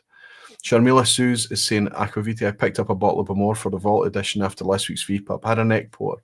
Hubby and I enjoyed the dram. Planning to spend more time with it over the weekend. Sharmila, I hope you really do get into it and enjoy that. I think it's an underrated, bewildering the fact that Bowmore fans don't love that more, because it's so much closer to original Bowmore. You know, we don't know it to be natural colour, 51.5% ABV. We don't even know that it's natural in terms of chill filtration either, but it's just a fantastic way to taste, much closer to what Bowmore should actually taste like, should it not be abused. Ian Bruce is saying, I hope the caramel colouring doesn't stain the mouth or beard. It would, it absolutely would. If I got any of it neat onto my teeth or my face, it would be stained, Ian. For me, it's not that it makes it worse. It's the claim to be pure when it's been aided with fake tan. Absolutely. And in Whiskey Weekend, Dramharo is saying, Bowmore 9-year-old sherry is very bad. Lots of caramel colour. And I could taste it, I think. The 12 is even better. Or I think what Harrow is saying there is even more of a crime. Okay, well, let's go. And I don't want to spend the whole vPub talking about adding colour. I don't want it to be that type of vPub, but what I do want to do is I want to go into the poll and compare it. How much do you actually care? Well, I'll click on the poll right now and I'll stop the poll. Actually, I'll give you a minute more to vote, okay? If you're in here tonight and you haven't voted on the poll, you're in YouTube. How many votes do we have? We've got 378 votes in already. So do what you can. Vote if you're here. Click on that and just leave it. But I'll leave it for a couple of minutes and I'll show you what the Patreon voters said. But this is not intended to lead you in any way. You vote for how you genuinely feel. And that exercise that I've just carried out there, remember that I'm admitting that I can taste the difference, but I'm not confident of my preferences. And I hope that makes some kind of weird sense to you all. If I add this just now and show you, this is the Patreon poll that I took earlier. It's been running since yesterday. You can see 286 votes from patrons. Do you care about the use of caramel colouring? Now, of course, a lot of you, those same patrons are in tonight and they're voting on the one that's live, but that's fine. We can take the average of both or do whatever you want. I can only ask for 4 options on YouTube, so it's slightly different, but you can see it's been easy for me to do that here because, yes, it's abhorrent and should be immediately stopped. I got a lot of feedback on the use of that word abhorrent. It's quite a powerful, potent word, and I realise that's my language. It's me kind of just trying to mark the extreme of the bandwidth there. So in the YouTube poll tonight, I've asked the same question, but removed the word abhorrent. I had to do it because of the character count on YouTube as well. But then I went on to ask, yes, I do care about it, but it would be okay if they were just transparent, and they told us about it. Then the middle ground, right in the middle of the bandwidth here, have said somebody's going to be ambivalent. They've got good whiskies that they enjoy, that are coloured, and they just go with it. And then at the more kind of pragmatic, laid back end of the bandwidth, I asked, not really, food colouring is everywhere and it's commercially justified. 0%. 0% of my patrons voted for that, and also gave an option to say, no, I don't care, I don't even think about it. 0% of my patrons went for that as well. So we can see that the middle ground, 6% voted for their ambivalence. They're okay with it. But incredibly, 53 and 40, 93%. So that's going to be 93.5% and 6.5%, isn't it? It doesn't make 100 there. But so close to 94% of the community really do care about the use of colour. Even when they understand it, they want to be told about it, which is fundamental. How can there be an additive in a thing and nobody needs to know about it? How can any consumer make an informed decision about what they want to put in their body or what they want to spend their money on when the thing is hidden? What your opinion is on the use of caramel colourant in Scotch whisky is not relevant to this argument. The fact that they don't need to declare it is unforgivable. In any product, in any place, in any developed nation, it is unforgivable. Every other food category has to declare it. Coca-Cola has to put E150D on the label. Baked goods, chocolate, doesn't matter what it is, they need to tell you that they've coloured this product. Whiskey, governed by whiskey, magically does not need to mention it at all, unless you're in a rational, developed country like Germany. They know better.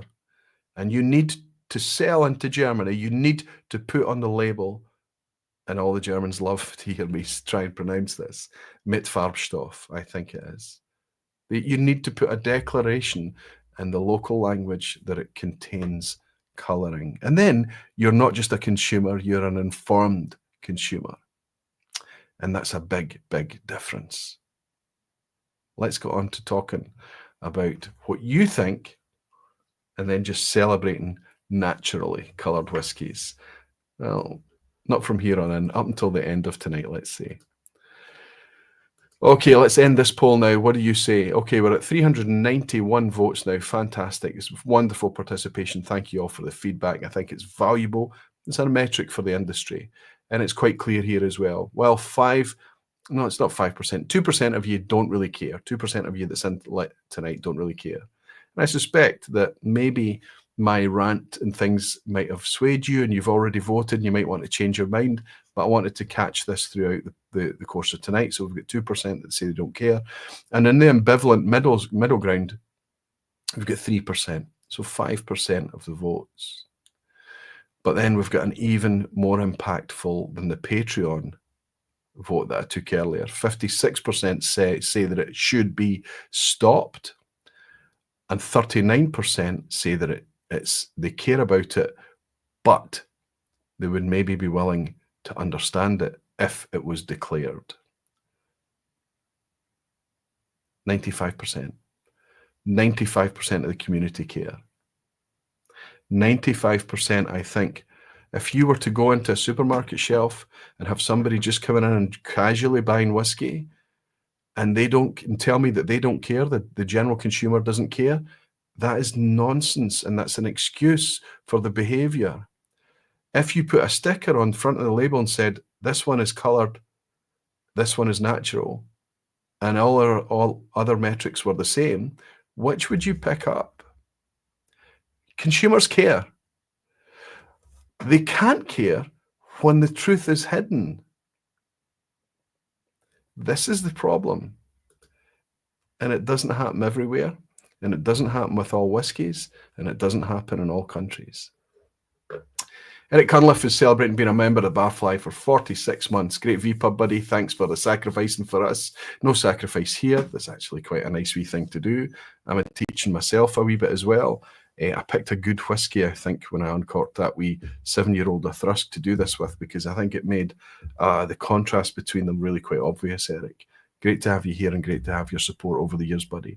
And Glenn Duncan has said, Aquaviti, you gave me a heart attack last week when you waxed lyrical about Bemore Vault Atlantic Sea Salt. I'm going to shut up, Roy. I'm already bidding on a bottle. All ended well. Bottle one. Glenn, I hope you didn't spend too much on it. I hope you got it at a good price. I hope that it was still on the radar where you are. And I hope when you open that, you enjoy it. Let me tell you, Glenn, I know you're a long way from me. If you don't enjoy it, put the cork back in on it, make a bit of space in the suitcase the next time you're coming to the Northern Hemisphere, and I'll pay you the money for it at the local going rate. I don't know what you paid in Australian. I feel very, very confident that you're going to enjoy that one, bud. And if there is colouring in that Atlantic Sea Salt Bemore, which is potentially likely, there's not much. It's just a tiny, tiny, tiny amount. It's quite a pale Bemore. Okay, let's move on to something that's fully natural, and we can share our pleasure of just the colour of the liquid. This is a gift to me from the guy who's just moved house, Seb, in Lisbon. Years ago, he heard me talking about this, and he's kept this bottle for years. It's a Deanston 12-year-old, but it's not the standard Deanston 12-year-old. Because it's Deanston, we know it's natural colour. We're very, very grateful for it. If any of you have ever seen different batches of Deanston 12-year-old on the shelf and noticed a huge variation in colour difference, I have noticed that too. I took a photograph. I've shared it on previous vPubs. I've showed everyone. We've got some parafilm on this. Fantastic, Seb. Thank you much for your judicious care. And known that those variations in colour are something to celebrate. When they're on the shelf together, you can say, oh, I fancy that paler one. That's going to be brighter, fresher, creamier, waxier. It's going to be more kind of perfumed, beautiful Deanston. And then the darker one, oh, it's going to have some more active casks in there. That's maybe going to be a wee bit more caramel, vanilla, pastry. I might go for the darker one this time. That's the beauty of natural whiskey. And it's also saying something that when two 12-year-olds with the exact same labels on it, everything else identical, it's got different colour, it plants another educational seed in brains. People say, why are those different colours? It's single malt whiskey, it's batch made. And it's made in a very, very small vessel. Maximum is 700 litres, but typically it's made in a vessel. It's matured in a vessel that's about 200 litres. So every single one of those vessels, those casks, are going to produce a slightly different colour. When the master blender's putting the batch of Deanston together, they don't care about the colour. They're only trying to match by flavour. The colour is incidental, and they celebrate and expose the fact that they can be different from batch to batch. That is what single malt whiskey should be about. Blends, we can think about that in a different way. Single malt, that word single, and single grain, truth be told, that is a mark of purity, of much more laser-focused differentiation. That is different from something that's mass market and demanded to be consistent. Blending gives you the power to do the consistent thing. Okay, this is a different 12-year-old. This is Palo Cortado. You might remember I went nuts for this years back, 55.4% ABV. There was only 492 bottles of this out there. Wow, it spread thin because I get through 4 or 5 bottles of this back in the day on my own. I gifted some. It wasn't too expensive back in the day. I think it was about 65 or 70 pounds. It's pricey for a 12-year-old, but remember it's cask strength. And it was also their Palo Cortado small batch outturn, as we say, less than 500 bottles, but a very, very specific kind of sherry. Now, I don't know that gives a very, very specific type of sherry colour. What we have here is a fairly mid-range generic colour, but nevertheless, it is a beautiful colour. This is the colour of whisky. What I remember about this, let me tell you about the memory before I tuck into uncork this and share it with you all. My memory of this was the wonder and the flavour and the diversity and the difference that this took the bright, fresh, floral, sweet, waxy Deanston 12-year-old. Higher ABV helped as well, of course, and brought this wonderful, almost savoury, dare I say, certainly pastry, certainly bready, certainly all of these different elements to it, but these sweet dried fruits to it, but also a slightly savoury edge and a density that reminded me, I'm going to say it, like a wee bit like Springbank. Let's see if that's the same today. Graham Young is celebrating being a member of Barflies for 41 months. Cheers, Roy. Sipping a pale yellow 6-year-old Chininic.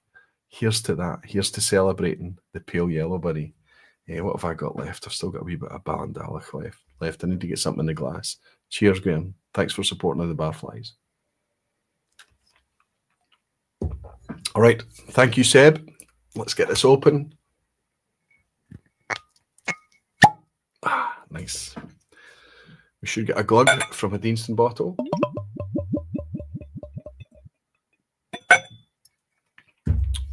Nice, slightly richer than the middle of the road colour, I would say. Palo Cortado is fascinating. Palo Cortado is not designed. Palo Cortado is not to specification. Palo Cortado cannot be planned for. It takes care of itself, a bit like whiskey. When you put whiskey, natural clear whiskey, in a organic oak vessel and just leave it to the elements, leave it to time, leave it to the mix of the spirit and the wood, you end up with something that it designs itself. So a wee bit like Palo Cortado. Originally designed to be Amontillado or Fino, with a layer of flour on the top, protecting the liquid in the cask. Palo Cortado is a wee bit different. What happens is, for some unknown reason, and I think I'm right in saying any sherry experts out there can correct me if there's some more understanding or whatever, but Palo Cortado, for some reason, is the name given to those Fino Amontillado barrels that just lose the layer of flour. That protective yeast layer on top just dies away inexplicably. Nobody knows why.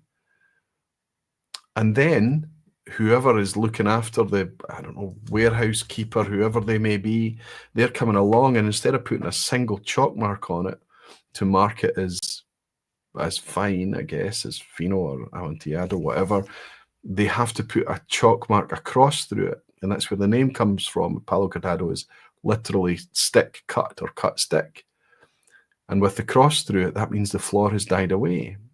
So then what they have to do with the sherry is they need to then turn it into much more of an oloroso type product, where there's not going to be a layer of floor, and they need to fortify the liquid with alcohol.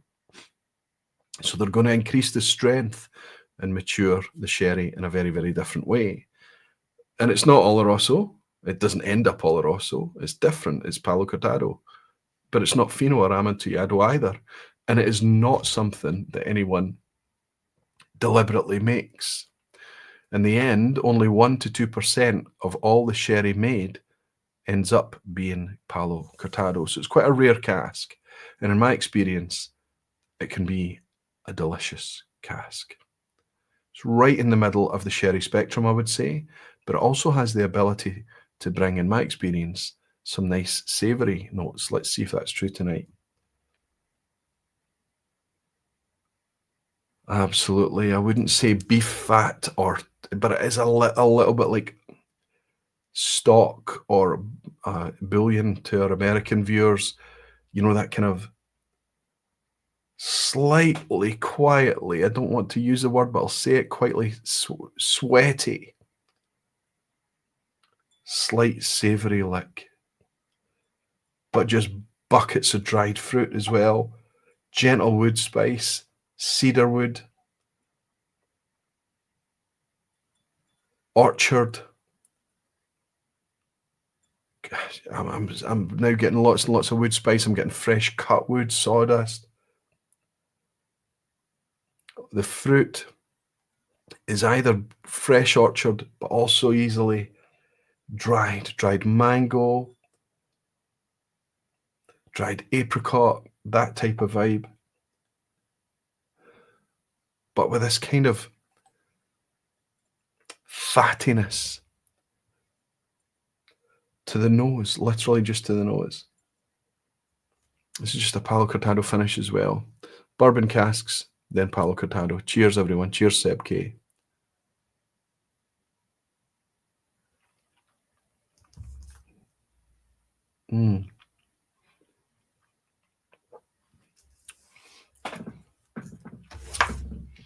So I could sit here with you now. There's a soy. It's like soy. That's what the savoury element is. It's like just a little splash of soy sauce. And I could talk at length about what makes this Deanston taste so fabulously different.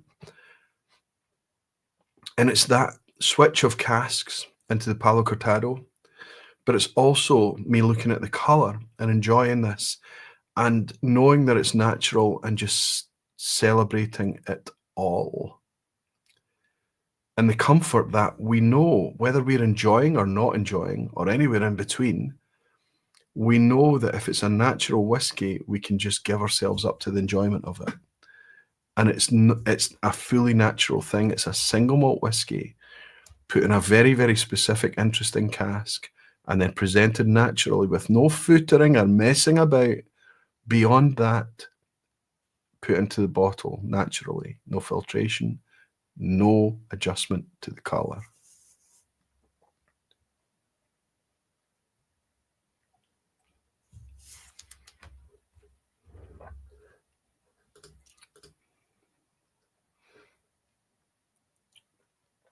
We've just gone over 404 votes for that poll. I'll kill it now.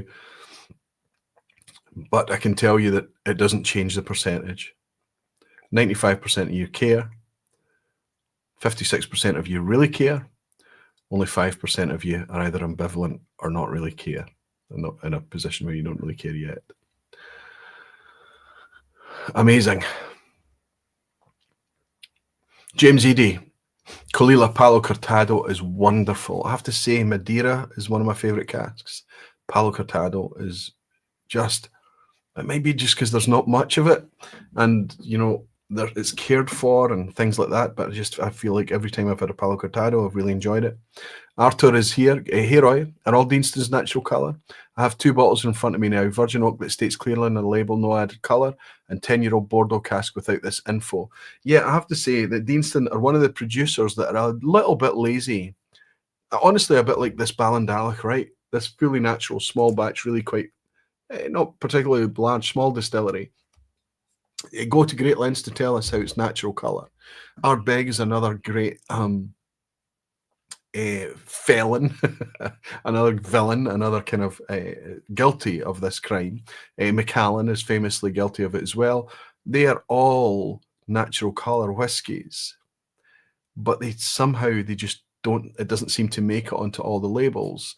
Famously, when the Lochlea Steam and Fire came out fully natural, they forgot to put natural colour on the label. I think on the rum cask, Glen Scotia double cask, when that came out all natural, I think they did put natural colour on that. But I think that there's just this kind of reluctance or laziness, or people that just maybe something in the process that doesn't deem it important to put natural colour on the label. So Arthur, I wonder if that's the scenario.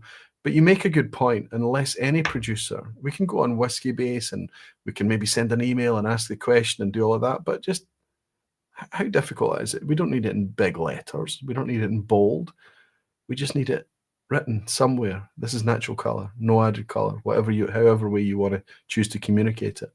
Ian Bruce is saying Bovril. I think I've nailed it with the soy thing. It does. It's a little bit like soy sauce.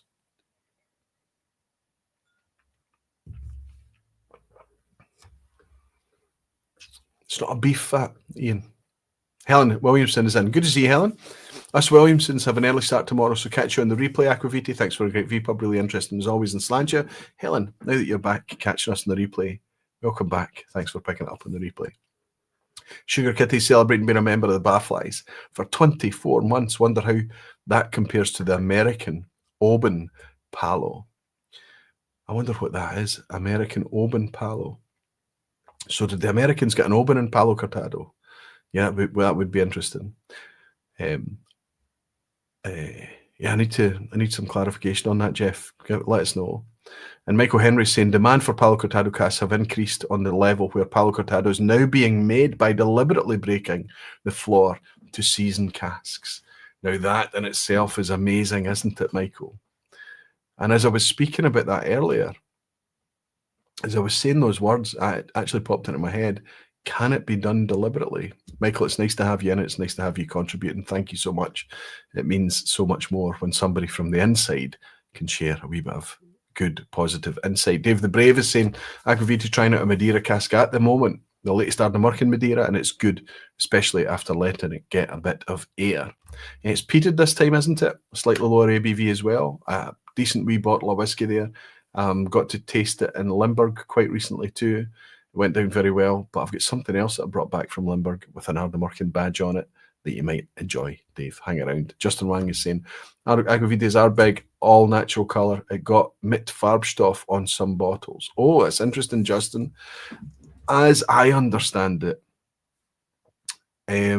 maybe things like the 5-year-old wee beastie they might be tempted to put colour in it, which would be a real shame.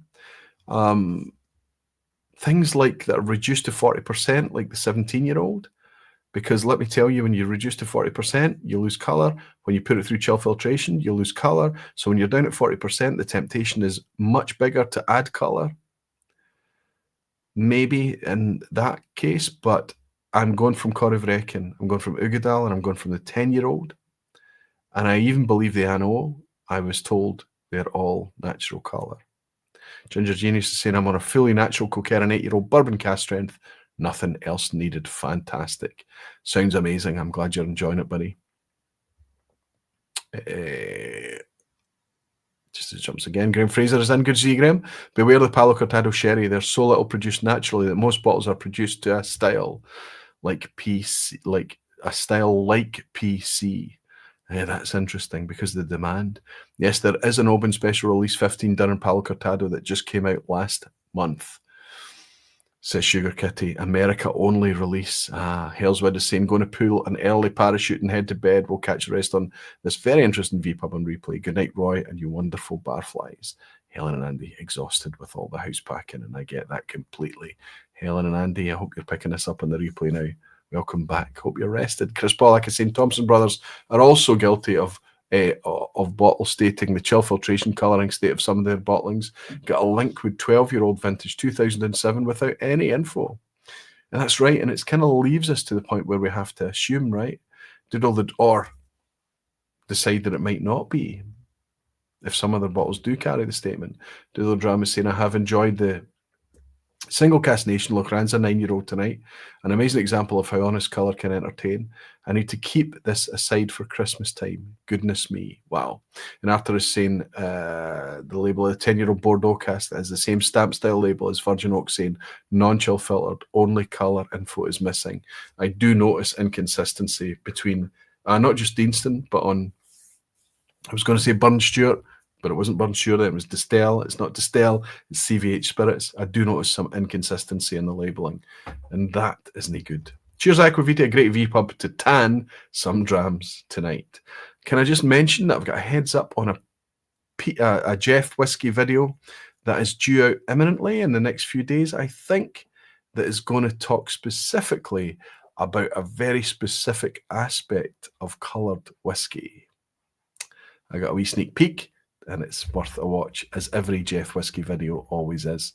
Give Jeff Whisky a wee subscribe and keep your eye on when the video drops. I'm not sure when it's coming out, this weekend or middle of next week or something, I think. Justin Mann is saying, speaking of which, Thompson Brothers don't mention colour or chill filtration on the bottles, do they? At least not on the bottle of Kalila I'm sipping right now. We could do with giving the Thompson Brothers a wee nudge, but I think their attitude would be, of course, we do not.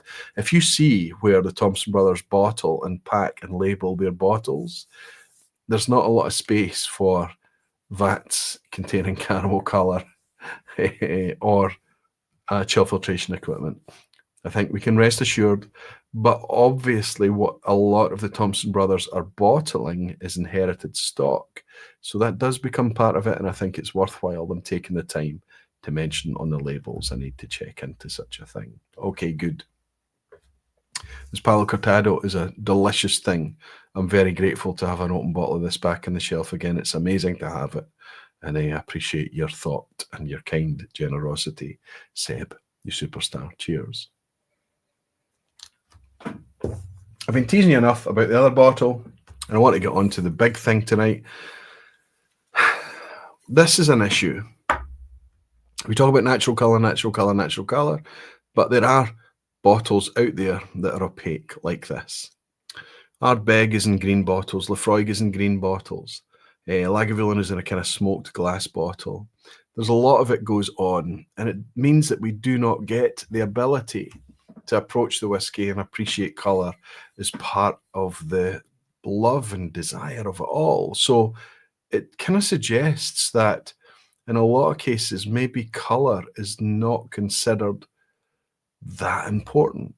They're going to colour it to a specification anyway, so it's diminished somehow. That said, I don't want Lefroy to change its 10-year-old. I don't want Ardbeg to change their green bottles. I certainly do not want Lagavulin to ever change the branding of their standard 16-year-old and their 8-year-old. I think it's gorgeous. However, Ardnamurchan have got around this slate blue thing that they do for their single casks and their small batches by putting this wee window on the side. Can you see if I put a piece of paper or this pad, this notepad up behind? Oh, here, I've got some paper here. Hopefully you can see the colour a wee bit better. Can you see it through there? Maybe you can just about see. So we can still see the level in the bottle, and we can see the colour of the liquid inside. However, I have to admit that for some distilleries out there, the Springbanks of this world, the Ardnamurchans, and so many more, that the colour of the liquid, we've kind of transcended what the colour is. It doesn't need to be to expectation. It can just be part of the discussion. We've just come to trust what they release so much. This is a single cask that I brought back from Limburg last week. You can see it says that it's part of the 2025 Whisky Fair. There was enough bottles for that Whisky Fair and the Limburg Whisky Fair bottled, and they sold out at Limburg. I bought some. When you're at Limburg and you're walking around and you're tasting, whiskey dreams is what you're tasting. It's all just down to what you are willing to afford, what you're willing to spend. But so many bottles are just sitting there, things that you have never even seen before. Things that you may have seen but only seen a picture of. Suddenly it's there. And some of them, the majority of them, are open for drinking. You can pay a price and have a dram poured 1cl or 2cl, and you can enjoy unicorn whiskies. You can enjoy wildly different, rare, lost whiskies, ancient blends, all of it and everything. It's very, very easy at a festival like Limburg to become a wee bit overwhelmed and saturated. I like to go to some of the arranged tastings to just get a seat for a while, take some time out, listen to somebody speak about whiskey. That's what we did at the weekend in Limburg. We went to the Delphi tasting. It was hosted by Graham, and we had a nice time. And he shared an Adelphi bottling and 3 Ardnamurchan bottlings. We were in and out in less than an hour, but I could not get this out of my head. This is the first dram that he poured for us. And I wonder how many of you noticed the specs on the label there. It's a 2014 single cask for Germany only, but do you see it says 10 years old? This is 10 years old. The information on it tells us that it's a hogshead. This is good information. This is extra information. It tells us that it's unpeated, first fill, American oak, ex-oloroso, sherry hogshead. So look at all that information that's there. It's first fill. There's not been Scotch whisky in it before. It's only been sherry that's in it before. That's American oak, and that's different. American oak tends to be a little bit more vanilla, fruity, caramel type. European oak would tend to be more dried fruits and spice, if you go by the kind of generic bracketing of it all. Then it talks us that it's specifically not just a sherry hogshead, but an ex-oloroso sherry hogshead. It's brilliant information to know the type of sherry that's been in before. And the hogshead cask fits with a number of bottle outturn. It tells us on here how many bottles it yielded. 317 bottles. That fits with a 225, 250 litre hogshead. This was bottled at cask strength, 55.3% ABV, near perfect ABV in my book, and 10 years old age statement. All that information is fantastic. They state single cask on the label, so we therefore assume that this is full maturation in that oloroso cask as well. Gorgeous colour, nice and rich, not as dark as you might see out of some casks. You could also get this colour out of a finish. You could also get this colour out of a refill oloroso cask. But it's gorgeous nonetheless. I love this in Limburg. Please let this be as good. We're coming into summer now. I'm supposed to be into lighter, fruitier, more kind of fragrant, sweet, juicy, summery whiskies. And this is the whiskey that hit me hardest when we were in Limburg. That I could buy, that I could afford to buy, let's say that. Lovely, rich fruit. Sweet fruit. So I'm also pulled a wee bit towards kind of medjool dates and that kind of thing as well. So dried fruit, fig, lots of fig. Ripe, plump fig. Fantastic. Wood spice. Prune juice.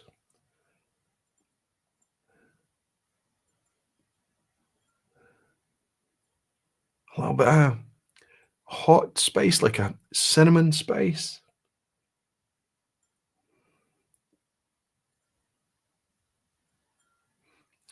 But what's compelling about this, and what was compelling about it at the time, and none of the notes I've mentioned to are even talking about it, I'm trying to get beyond it. This, after 10 years in this active environment, is still Ardnamurchan. It's still got that outdoor vibrance, that salinity, that fresh breeze about it. This is unpeated Ardnamurchan. That coastal freshness. Now, I can't say I've found any of the minerality on the nose yet. The seashell, pebbles, slate, whatever. But I know it's there on the palate. Cheers, everyone.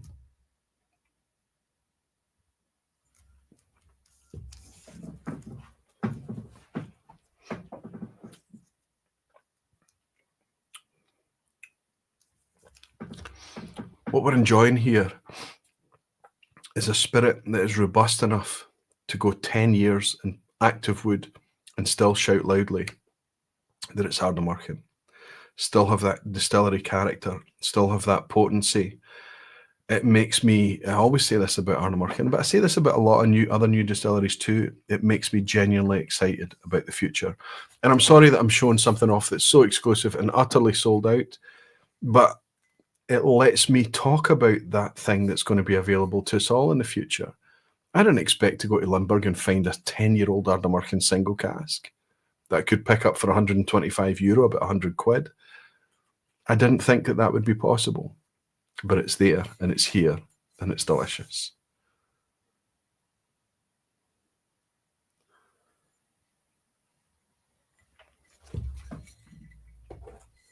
I fear that where we're going to go tonight with our last clean Glencairn is downhill, but let's give it the benefit of the doubt. We're going to go to our darkest whiskey that we have, a whiskey that I bought specifically for this session tonight, and see what you think about it. Okay. The Ardnamurchan's lovely. I want to dwell for a second. Jean Kelly's saying, thought not single malts. My favourite summer drams are Compass Box, Nectarosity, and Orchard House, ultra fruity. That's exactly, Jean, what those are designed for. I think that, okay, they're not single malts, but you're still drinking malt whiskey. In the case of Nectarosity and Orchard House, they're blended malts, but they're both super bright and lush and fruity. Another thing to look out for is any Lochlea and Ardnamurchan. Super, super fruity. Glentochers, Glenburgie, super fruity as well. There's lots of lovely fruity summer-style distillates out there that's worth tracking down. So we sip of water.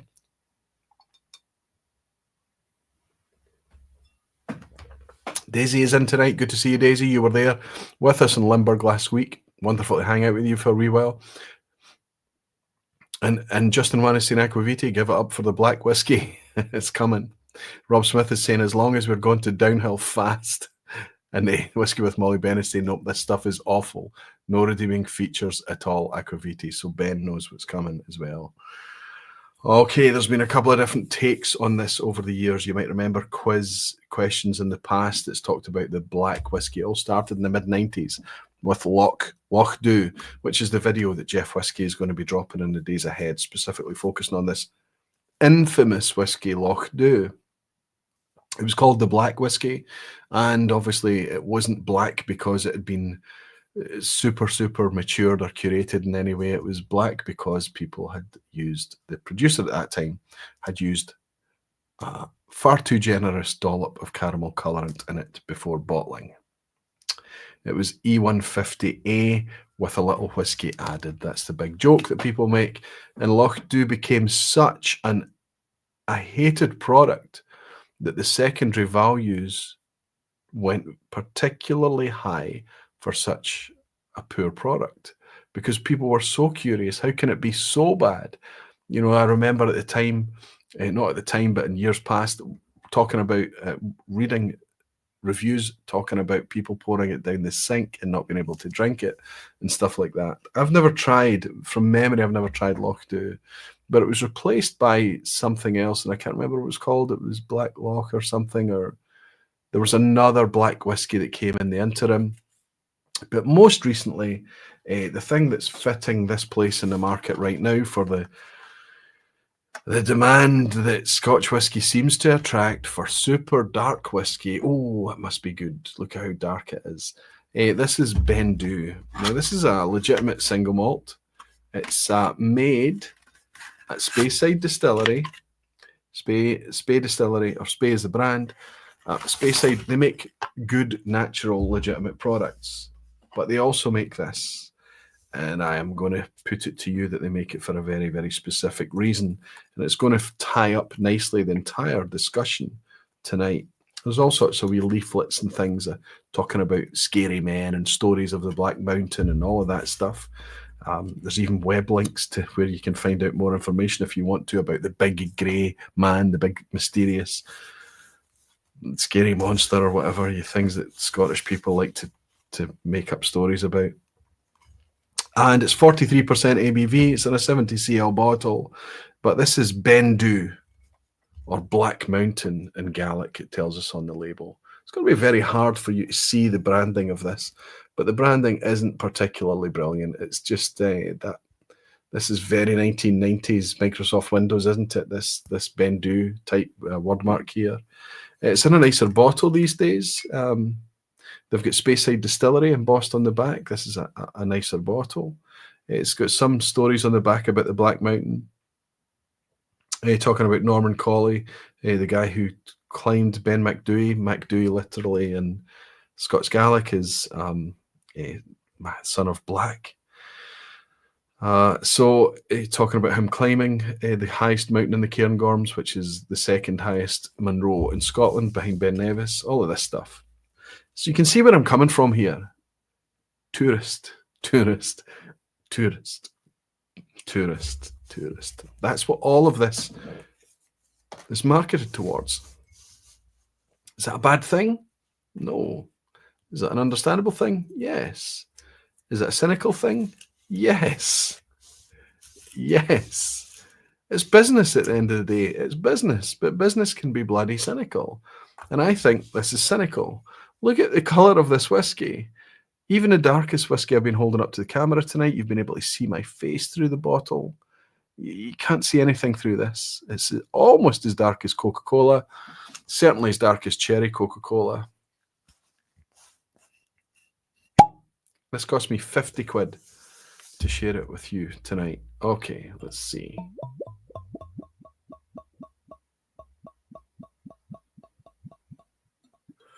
Even when it's just a wee drop in the glass, you can see the colour. So that super, super dark whiskey that we will retrieve, we need the red dot.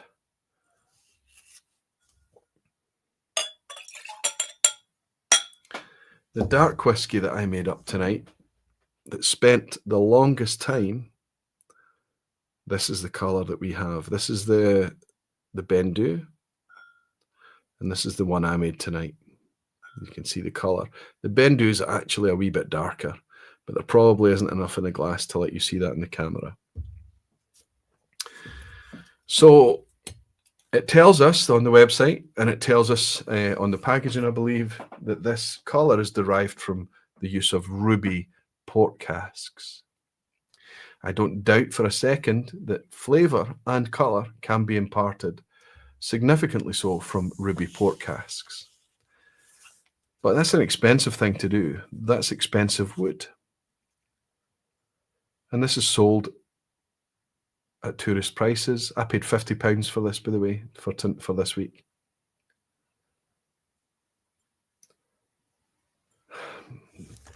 The nose on this is not undrinkable. It's not bad. It's not awful.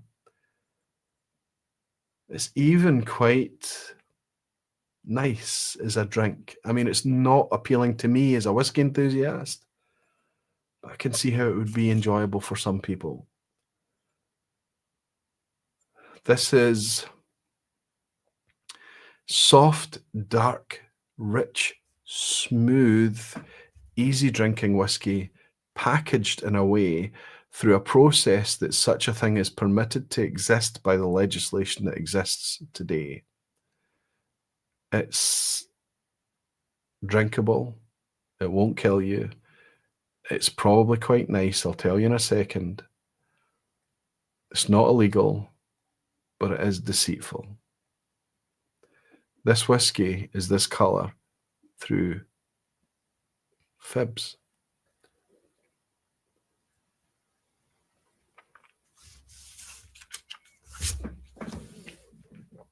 Ha! It tastes almost identical to the whiskey I made earlier. Let's try them side by side. This is from Speyside Distillery. This is from a Thrusk. Different. Oh my goodness, no. Stop.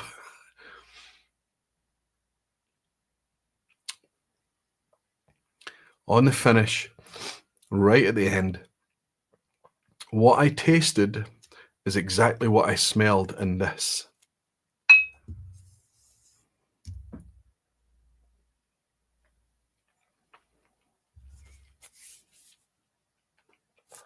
The Thrusk is much better. It's at the higher ABV, helping things along. Absolutely. Let's remind ourselves of the ABV on this. 46. A bit more vibrance to it. Let's go back to the Beinn Dubh.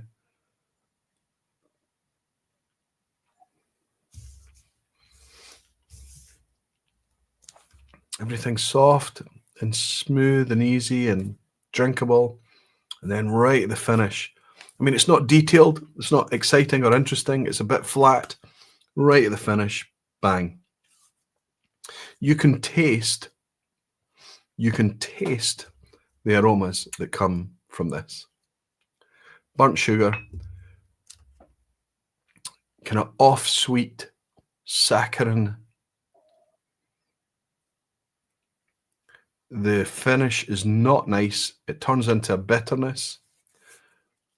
That kind of burnt sugar thing is there, where it's no longer sweet anymore. It's just overdone. So you've got this kind of burnt bitterness.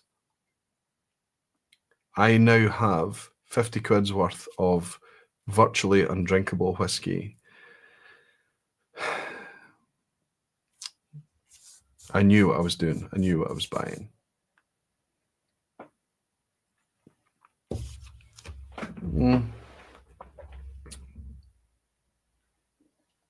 It's just no nice. It's just no nice. It's at the stage where whiskey that is this colour is suddenly off-putting,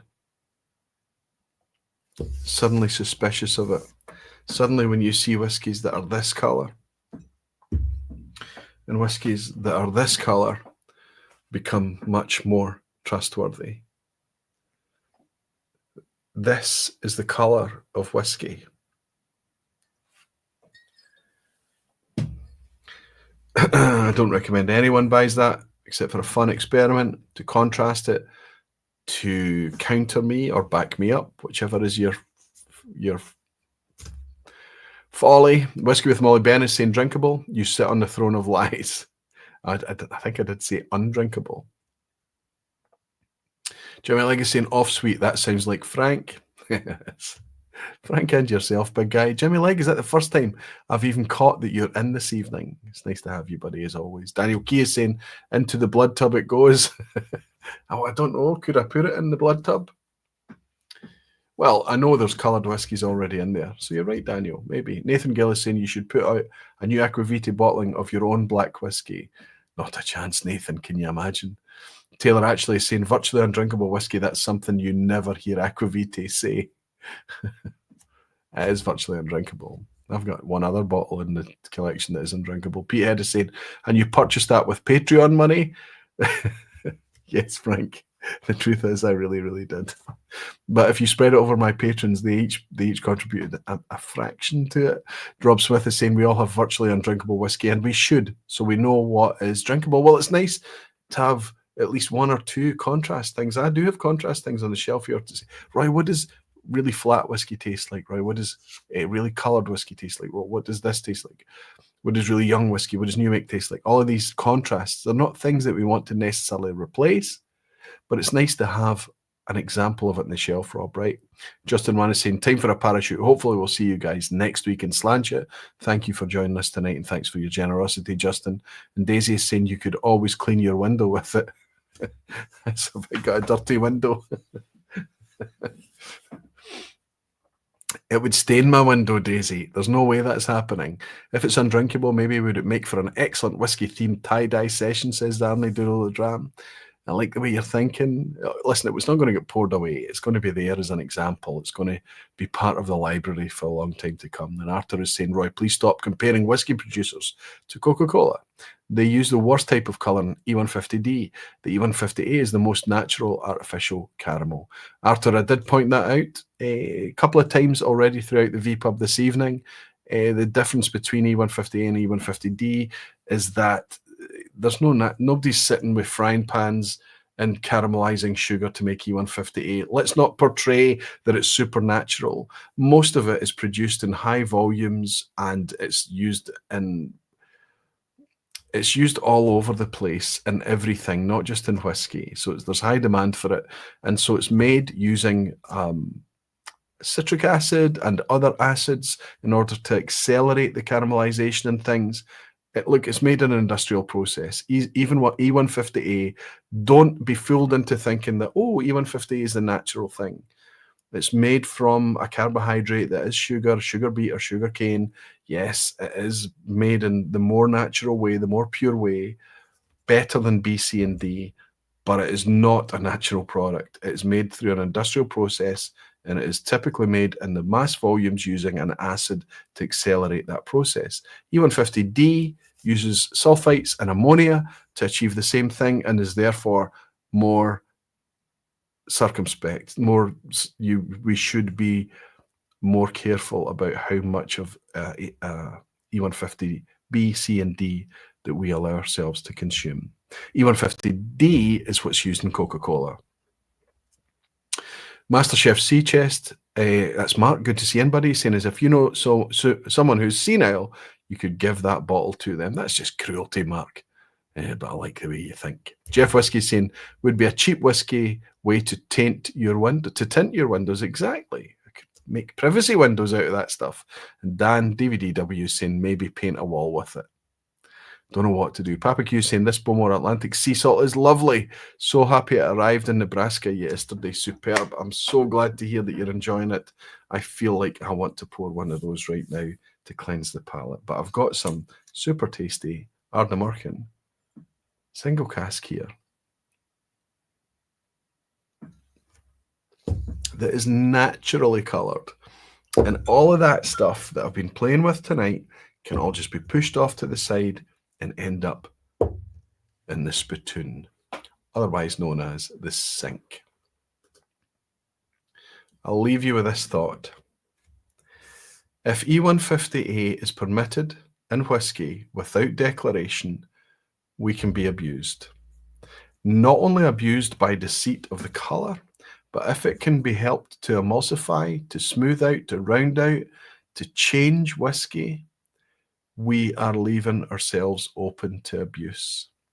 Look, I understand in the case of mass market blends where people just want to consume, they don't care, I understand this. Blends, there's an argument where some form of consistent product needs to be achieved somehow. But for single malt, and I'll go even further than that, for malt whiskey generally, I do not think it should be permitted to use this horrible stuff in the mix. I certainly do not think it should be permissible to use that horrible stuff in the mix and different from every other consumable product on the planet, not tell anyone about it. This will not endure. Maybe during my lifetime, I'll see the legislation changed. It should not exist. If you're going to put that in any whiskey, be it blend, grain, malt, or otherwise, you should be telling us. It's simple. It's obvious. Make up as many reasons, be as pragmatic or as laid back or as indifferent and ambivalent as you like. It is not forgivable. And the fact that it can simply change the flavour only makes it more appealing. It's dangerous. Scotch whisky needs to be a bit better than that. Arthur is saying Whisky Central Aquavita. Yes, I'm aware, just kidding. That's why I said natural in quotation marks. Superb, Arthur. It's nice to have you in and contributing to us tonight. All right, are we ready for a wee bit of a quiz at the end? I am. I'm already at 2 hours and 9 minutes. My goodness, not had many drams tonight, but we've been able to talk about and rant about a lot of things. I hope you don't mind. That's what we use the vPub for. Quiz at the end tonight. Last week was very easy. There were dozens and dozens and dozens of people that got managed 10 out of 10 last week. And that probably means that the pendulum has maybe swung a wee bit further back. But let's try. Let's see. Let's play with it tonight. Let's see how you got on with a wee bit of a quiz at the end. Got a bottle in my way here. Let's add this up. Let's wish everyone the very, very best of luck. Remember, it's all multiple choice.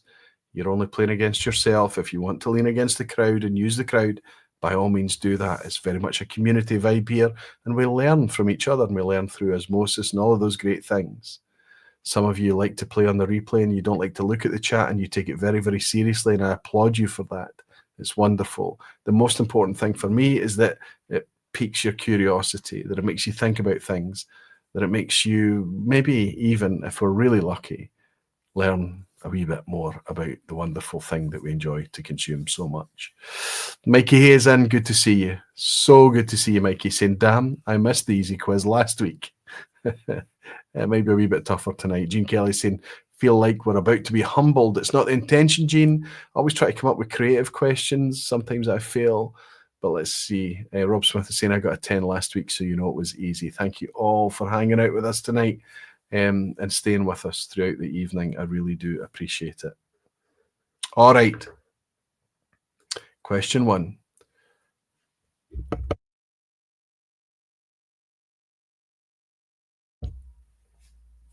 Which of these was once a flora and fauna release, but now discontinued? I'm going to give you 3 distilleries, and I need you to find which was a flora and fauna release, but now discontinued.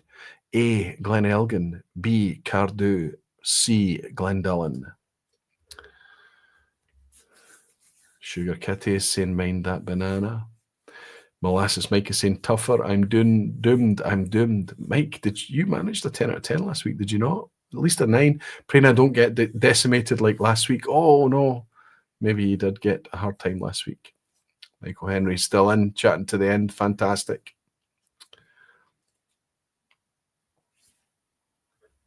Rolfie is in, playing along as well. Good to see you still in at the end, Rolfie. I hope you're doing well, buddy. Looking forward to hanging out with you in Campbelltown at the end of the month.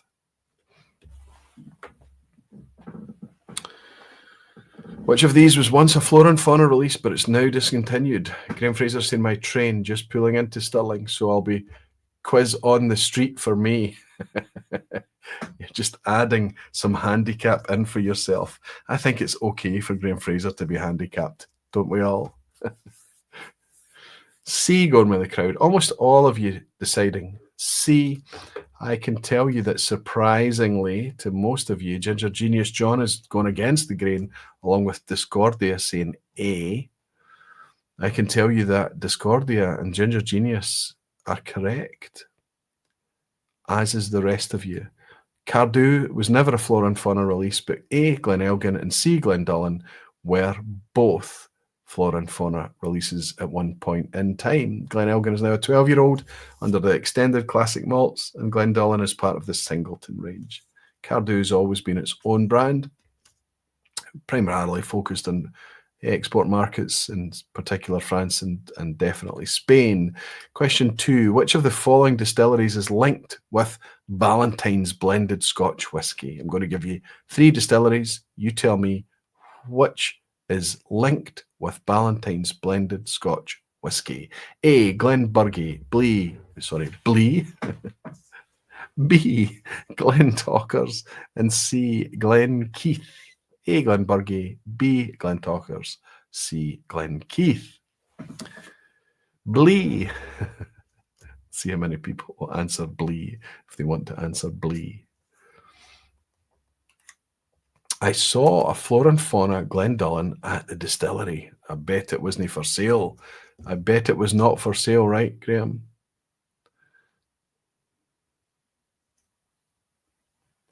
Lachlan is answering Blee. Most of you are going for A for Glenburgie.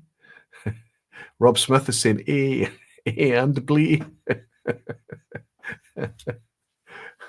Love it. Love it, love it, love it.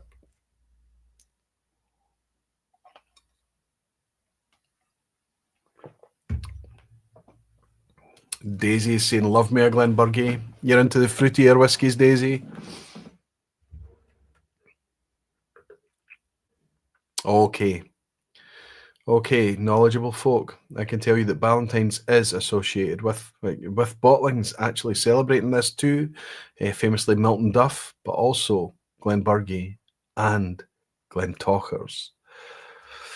So if you answered A or B, you're absolutely spot on. You're intact. That's the last of the generous questions, I would say. You had a 66% chance on the last two. It's going to get a wee bit tougher from here on in. Question 3 should be fairly straightforward. How many distilleries were closed in the 20th century have been brought back on stream in the 21st century? How many distilleries which were closed in the 20th century have been brought back on stream in this century? A, only 2, unfortunately. B, 5 or 6, depending on your definitions. Or C, 10, it's boom time for ghost revival. How many distilleries that were closed last century have since been revived? The boom that we saw in the first 2 decades, just over 2 decades actually, of the 21st century.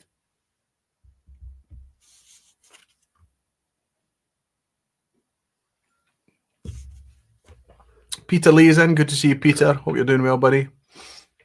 Hope you're playing along.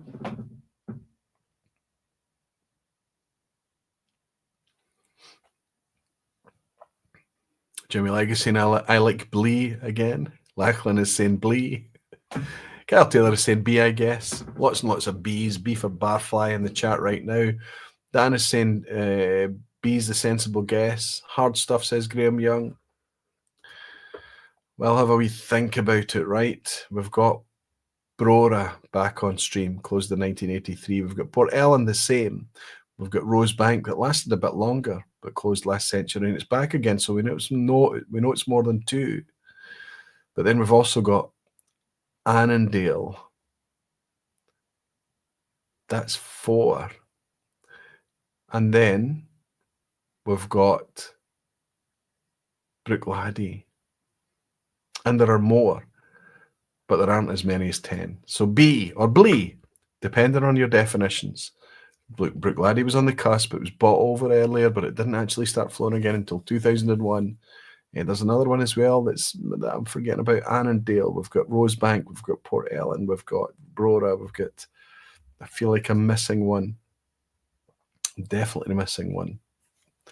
Bet you guys know what it is. Regardless, B is the correct answer. Let's move on to question 4. While staying in the Speyside town of Forres, it would be fairly easy to visit Benromac. Benromac is literally in the parish of Forres. Which other new distillery could you visit at the same time without too much effort?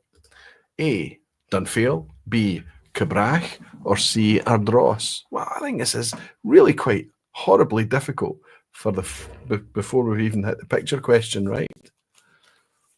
Peathead is saying Glengyle. Spot on, Peathead. Thank you, Frank. Closed in the 20th century in 1926. Brought back on stream in 2004. Brilliant. I think there's one more.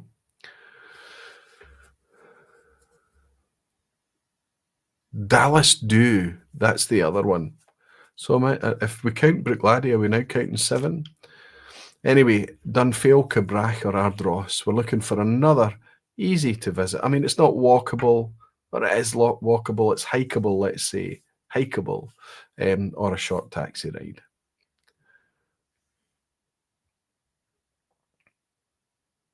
Dumbarton too, no? Well, Dumbarton was grain. Inverleven was making malt, but that's not come back, buddy. It's not come back yet. Okay, almost everyone is suggesting that it's Dunphail Rob Smith is saying hikeable. Yeah, I think it's about 6 or 7 miles. It depends on your energy levels, Rob. I don't know how nice a walk it is. I've never done it. I've never visited this distillery. I've not visited any of these 3 distilleries. But I can tell you that the one that's nearest to Benromach, the one that's in just up the hill from Forres, is Dunfale. Dunfale is a distillery that you could visit at the same time as Benromach, if you so desired. Okay, I bet that was a bit horrible to put in at question 4, but we'll get past it. Hopefully you've all kept things intact by leaning on each other a wee bit. We go into the picture question, and we're all going to look at quite a lot of fungus in some of the walls here. We've got a single pagoda roof and another kind of tower, kind of ventilator type thing. I don't know what that is, but I'm just going to ask you not what distillery this is, but where are we? Are we in A, Speyside, B, the Lowlands, or C, the Highlands? Where are we with this image? Speyside, Lowlands, Highland. Don't know if it makes it any easier for you. Mike Molasses is saying Scotland. I think you've nailed it. Take the point, Mike. Job done.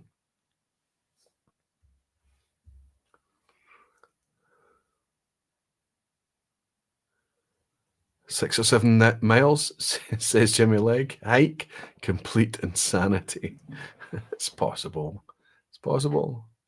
I once walked 20 miles to Glengoyne. That's how desperate I was back then. "I get Speyside vibes," says Ebhead. Stevie O is agreeing. He's gone for an A for Speyside. I wonder if anybody's spotted Whisky Newspaper. That's a new name. Whisky Newspaper, welcome in. Guessing at Glenfarclas. Lachlan is going with the flow. Whisky with Molly Benn is suggesting it's Balvenie. "And might this be Colburn?" says Pete Ed. It does have a kind of decrepit look about it, right? It does kind of look a wee bit like neglected and closed. But I can tell you this is a very fully functioning, still open distillery, and Whisky with Molly Benn has nailed it. It is Balvenie we're looking at here, which means we're very firmly right in Speyside. So if you answered A, give yourself a point. Daniel Key is saying, "I hope it wasn't in December." No, it was in summertime with the Whisky Rev. He took me up the first part of the West Highland Way, and we did a wee stop at Glengoyne as we did so. Okay, question 6. All about ABV and proof, degrees proof here. Famously, 57.1% ABV is the equivalent of 100% proof. Of course, that's the Thompson Brothers' favoured bottling strength for a lot of bottles. It's also a signatory vintage for the 100 proof series. 57.1% equates to UK Imperial 100 proof, which is also the same as 114 US proof. Double ABV. But what is the equivalent of 85 degrees UK Imperial proof? 46% ABV, 48.5% ABV, 50% ABV. If 57.1% ABV is equivalent of 100 degrees Imperial proof, what is the equivalent of 85 degrees Imperial proof? A 46, B 48.5, C 50. Oh, I love having a pedant in, Jimmy. He's saying, "Not really fully functioning, Roy. They don't do all of their floor maltings." So there's only one distillery in Scotland. Still to this day, there's still only one distillery in Scotland that does do that, Jimmy. And we know from your icon what wee distillery that is. I'm looking forward to going down and visiting it once more at the end of May.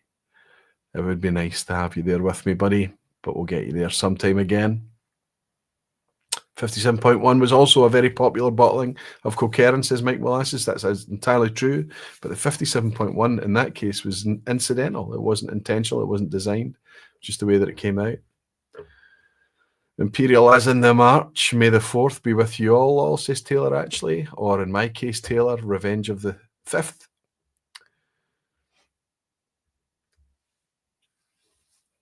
Peter Lee is suggesting he's going for B and following the crowd. Peter Lee, he hates it secretly, says Ebed. I can tell you that you're just so on it, so knowledgeable. There's lots of people going to be on a 6 out of 6. No problem this time around.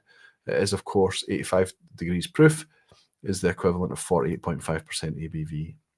All right, question 7. Which of these post-war distilleries is linked to the 1960s rise of the 100 Pipers blend? Seagram's, triple distillation, as well as experimental peated campaigns right up until the 1970s. So we're looking for a distillery. I could have almost done an I am a distillery here, but we're looking at a post-war distillery that's critical to the 100 Pipers blend, part of Seagram's originally, triple distillation experimentation with different types of peated campaigns right up until the 1970s. Am I speaking about A, Breval, or at the time it would have been known as Braes of Glenlivet? Am I talking about B, Glenkeith, or am I talking about C, Glenallachie? Breval, Glenkeith, Glenallachie. Tricky question, but if you slow down a wee minute, process it, I think you might be able to work it out.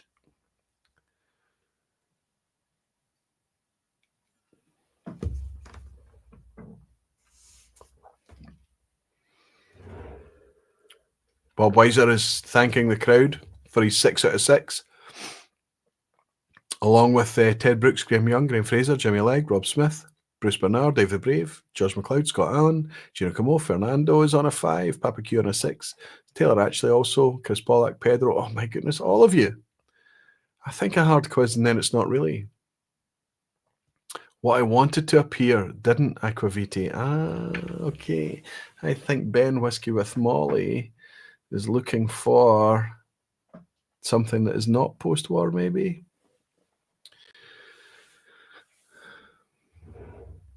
Okay. This is definitely splitting the crowd a wee bit between A's and B's. Breval, Braes of Glenlivet.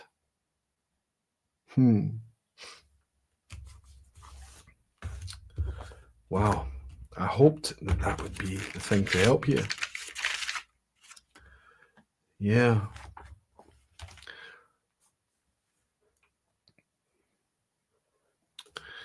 Okay. Until the 1970s was in there to help, and obviously post-war distilleries was in there to help too. I think Beinn Whiskey with Molly was thinking about Strathyla, but that's a 19th century distillery. Post-war and up until the 1970s producing product. Can't be Breval, which was founded in the 1970s. Glenallachie was founded earlier, but no, I'm looking for Glenkeith. Famously experimenting with triple distillation, famously experimenting with different styles of peated campaigns, including, bizarrely, peated water as well.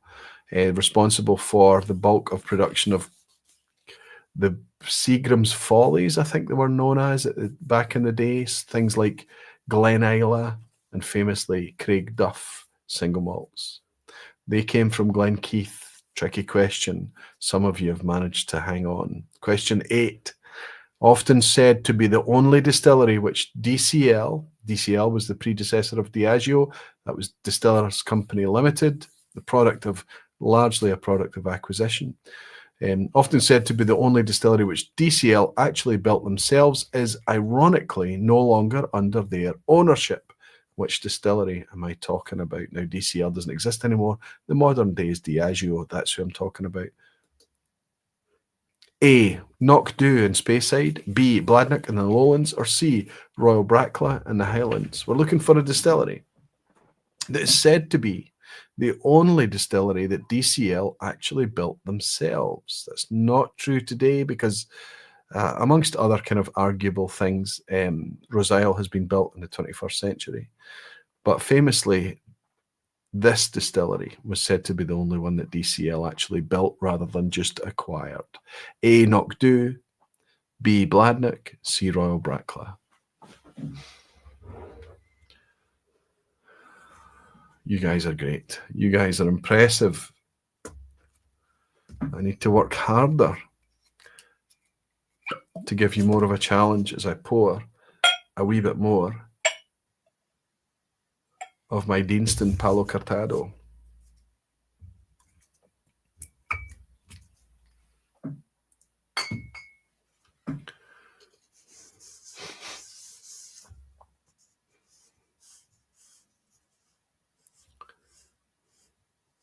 Lachlan is going with the flow, saying it's A. Whisky Newspaper is saying, I hope no one is Googling. Message retracted. It's okay to Google. It is absolutely okay to Google. It's a wee bit like golf, though, Whisky Newspaper. It's easy to cheat. It's easy to pick up books and things and flick. And even leaning on the crowd a wee bit is not really playing on your own, but that's fine. It doesn't matter if you look things up. It doesn't matter if you do all of those things. Eventually, you're going to have to want to play this quiz at the end, fully blind, just you and your wits and your knowledge. That's when you can really celebrate the 10 out of 10. Okay, I can tell you that most of you got this right. Most of you nailed this. Brilliantly done. 1893, DCL built their first distillery, which was Knockdoon Speyside. They did obviously own, at one point in time, Royal Brackley. They did own also Bladnoch, but Diageo no longer do. They have built other distilleries since. They've rebuilt Port Ellen, they've rebuilt Bora, but the biggest thing that they've built from scratch is obviously Rose Isle.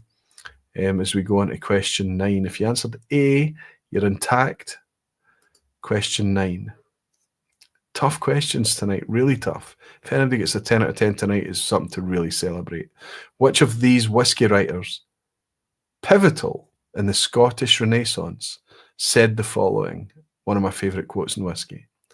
Until a man has had the luck to chance upon a perfectly matured malt, he does not really know what whisky is. Who said that?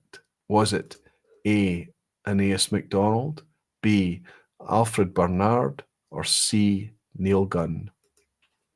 If you're struggling, slow down, read the question, try and be a little bit kind of analytical about it. It might help you. Which of these whisky writers, pivotal in the Scottish Renaissance, said the following? Until a man has had the luck to chance upon a perfectly matured malt, he does not really know what whisky is. Gene Kelly's saying, how's this not a banana skin? I think it's just genuinely a tough question, Gene. It's not deliberately put in there to fox anyone.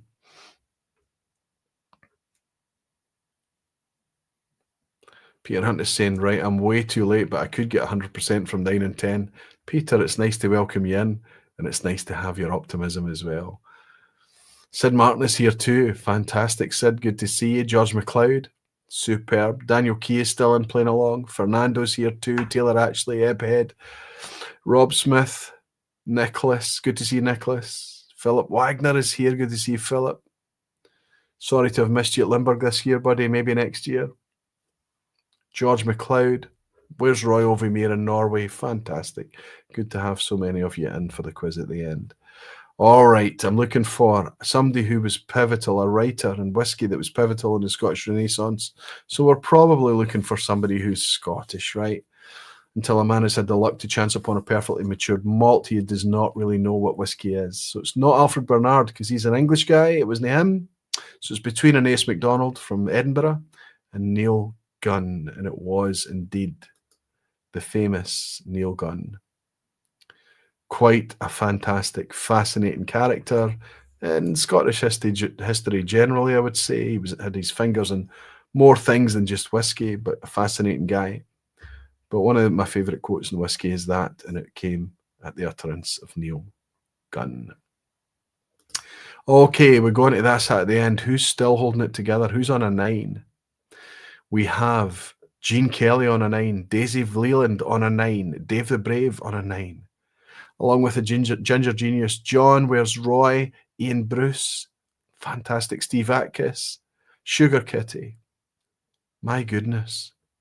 So many of you holding it together in a really, really tough quiz. I think there's a good chance that we're going to get a 10 out of 10 tonight. We don't know if Graham Fraser on the street has managed to keep going with a quiz. We hope you have, Graham. We hope you're nearly home, buddy. Let's listen. It's always an asshat at the end. That means it's deliberately awkward, deliberately difficult. You need to know the answer to 2 difficult things in order to get the thing right. Let's go with it. Question 10. How many Australian malt whisky distilleries are listed in the Malt Whisky Yearbook 2025, the latest edition? How many Australian malt whisky distilleries are in the new yearbook? It's about the same number as A, operational Scotch malt distilleries at the turn of the century, that is the year 2000. B, about the same as the number of operational Scotch malt distilleries existing today in 2025. Or C, about the same number as operational Scotch malt distilleries in Speyside today. How many Australian malt whisky distilleries are there? We know there's a lot, but is it equivalent to the amount of distilleries at the turn of the century, amount of distilleries today, amount of distilleries in Speyside? Rob Smith is shouting help. 1 out of 1, here we go, says Peter Hunt. This is a horrible, horrible, horrible thing about, including Tasmania, says Jimmy Legg. Absolutely, including Tasmania, buddy. Yes, it includes Tasmania. Horrible thing about the assat at the end, it's often just horrible. It's often just like stupid. It's often just, so you need a bit of luck, you need a bit of knowledge, you need a bit of savviness about you need a bit of deduction, you need a bit of, yeah, canny thinking. You need a bit of help from the crowd sometimes. Australian malt distilleries. Australian distilleries producing malt. How many are there? The equivalent to the amount of distilleries there were at the turn of the century in Scotland producing malt. The equivalent to how many we have today in Scotland producing malt, or the equivalent to how many we have in Speyside producing malt. Mikey Hay is saying A. Dave the Brave is saying A along with Nicholas. Chris Pollack and Rob Smith is going with C. I haven't got a 10, so going for A, says Whiskey with Molly. Connor Strang is in, saying A. Mikey Hay already picked A. I mentioned that. Good to see you in, Connor. I'm now going for A, says Steve Atkiss, and the Ginger Genius is going for A. Papa Q is going for B. And Taylor actually is going C, trusting Pete Ted. It's always nice when you can blame somebody else. Okay, I can tell you that the numbers are, this might help you, and you can change your mind when I say this if you want to quickly change your mind. Operational Scotch Malt Distilleries in 2000 was somewhere between, and it's quite a vague number because of how many things were mothballed and actually operational, not operational, but it's somewhere in the order of about 90 distilleries. In 2025, that's completely different. We're already quickly approaching 150 operational malt distilleries in Scotland. Some are already in a state of mothballed, of course. But C, operational Scotch malt distilleries in Speyside, somewhere in the order of 53 operational today, notwithstanding some that may be mothballed at the moment, Glenglassaugh, Inchgower, Mannockmore, that type of thing.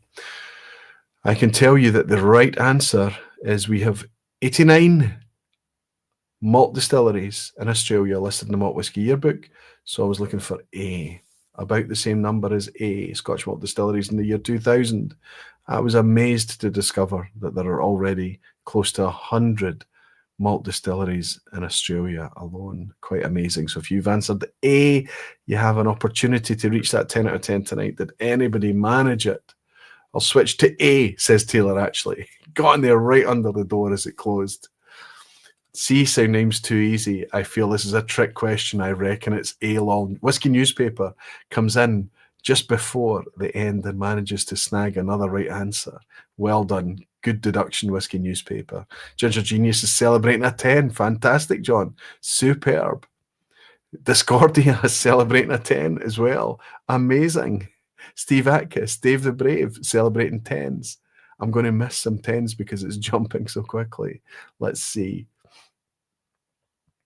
Taylor, actually, I picked a 10 out of 10. Did I mention you already? Rob Smith has gone on a 9.5, so he's celebrating a close to a 10. That's good enough for me, Rob. You should take it. Where's Roy saying, lucky 10. Much thanks to the crowd. Hard quiz. It was. Ian Bruce is saying, well done to the 10s. So even with a pretty brutal quiz like that, we get 10 out of 10s tonight.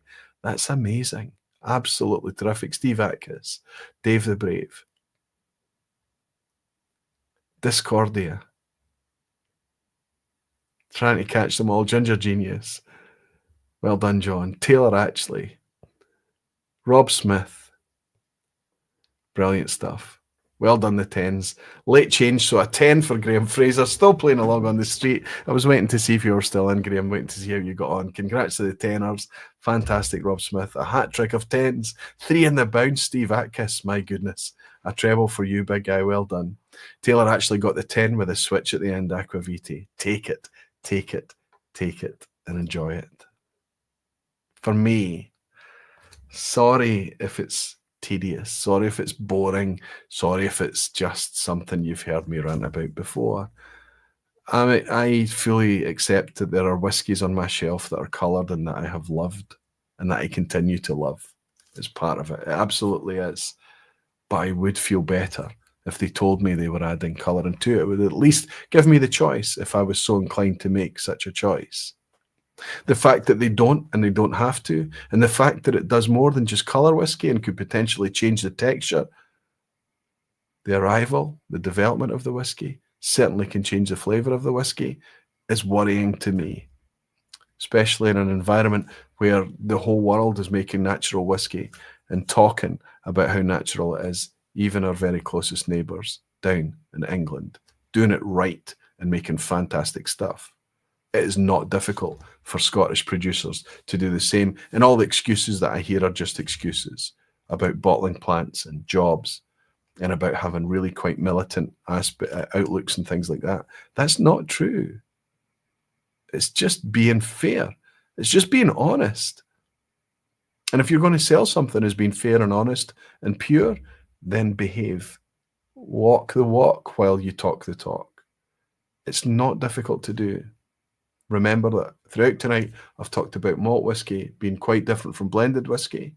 And I think the argument that we've had tonight has much more weight at the blended end of the spectrum and no weight at all at the malt end of the spectrum. I reserve the right fully to change my mind in the future. We all should. We really should. But that, I think, it was worth a wee vPub session tonight. My pal Jimmy has bought me a dram and said it's not a vPub without a dram. Great night again, Mr. Duff. Have fun in the tune. Thank you very, very much. I will be back to you before I go to Campbelltown this month. I will be here. Is it not 2 weeks? Will I not get squeezed 2 weeks in? Where are we? The 8th. So we'll manage the 15th. Oh no, it's only going to be next week. Yeah. And the week after that, I'll be taking a wee week off to go to the Campbelltown Festival. Thank you, Jimmy. Thank you for the dram, buddy. Cheers. And Sugar Kitty, celebrating being a member of the Barflies for 24 months and saying, I wonder how that compares to the American Open Palo. Maybe I picked that up a wee bit earlier, buddy. And I'm just reading it now. Jean Kelly saying, notwithstanding the late ass hat, a great vPub. Sorry, Jean, if I whipped the carpet out from under your feet. Come back again next week. You might manage it again, bud. Nice to have you in. Peter is saying, with that, I'm calling it a day and going to hit the sack. Thanks for yet another interesting vPub with some colour, locale, aquavite, and all of you. See you next time, Slanchava. Thank you, Peter. Thank you, Frank. Philip Wagner is saying we did not miss each other in Limburg. I could not go, unfortunately. A medical incident prevented me from going, but all good. I'm back on tracks and already enjoying a few drams again. So, Philip, that was exactly what I was referring to. You told me in advance that you weren't going to make it, so I missed you this year. It's not that you were there, it's just that you never made it. Maybe next year we can keep our fingers crossed. Peter Lee is saying, Jimmy, like, don't have fun in the tune. You make the memories there, Aquavite. Fantastic, Peter. Maybe I'll see you down in Campbelltown in a couple of weeks. And Ginger Genius is saying, like the colouring experiment, found it useful. Thank you, John. Nice to have you in. Scott Allen is saying, great vPub, Roy. Thanks, Aquavite. Thanks for a great night. That was Scott Allen. How's Becky, Scott? I hope you're doing well, buddy. Nice to have you in tonight. Taylor actually saying, thanks for a great night, Aquavite. Good to have you in, Taylor. Gino in Canada saying, another great vPub. Thank you, Roy, and have a great weekend, buddy. Cheers, you too, my friend. Look after your pal Graham, won't you? Chris Bollock is saying recycled reviews when the weather is great. I heard. Listen, I probably have to try and do something in May. Right, I'll do my best. No promises, Chris. Daisy is saying thank you for another fab vPub, Roy. Good night, Barflies. Have a great weekend until the next time, Daisy. Until the next time, thank you so much. And Lachlan is saying thanks as usual, Aquavite folks. Have a great evening and ta-ta for now. Blee. Love it. And it just as it skips. Jimmy, like I said, I've never changed my mind, not once. David Bray was saying, thanks for tonight. Great theme as always. I happen to know that, Jimmy, the very first message you ever sent to me was a message of how you've changed your mind. But thank you. David Braves, thank you as well. Pedro is celebrating being a barfly for 25 months in another great vPub. Thank you, Roy, and the barflies. Eric Cunliffe is into it. Of course you were. Thanks, Roy. Need my monthly vPub. Slant you, buddy. Hope you had a great birthday. I did, Eric. It's wonderful to have you in here tonight. I hope you and Renee are doing well, buddy. Graham Fraser, night, Roy, and the barflies. Good night, Graham. Ian is saying great vPub, Roy. Cheers. Chris Pollock is saying all good. See you next time.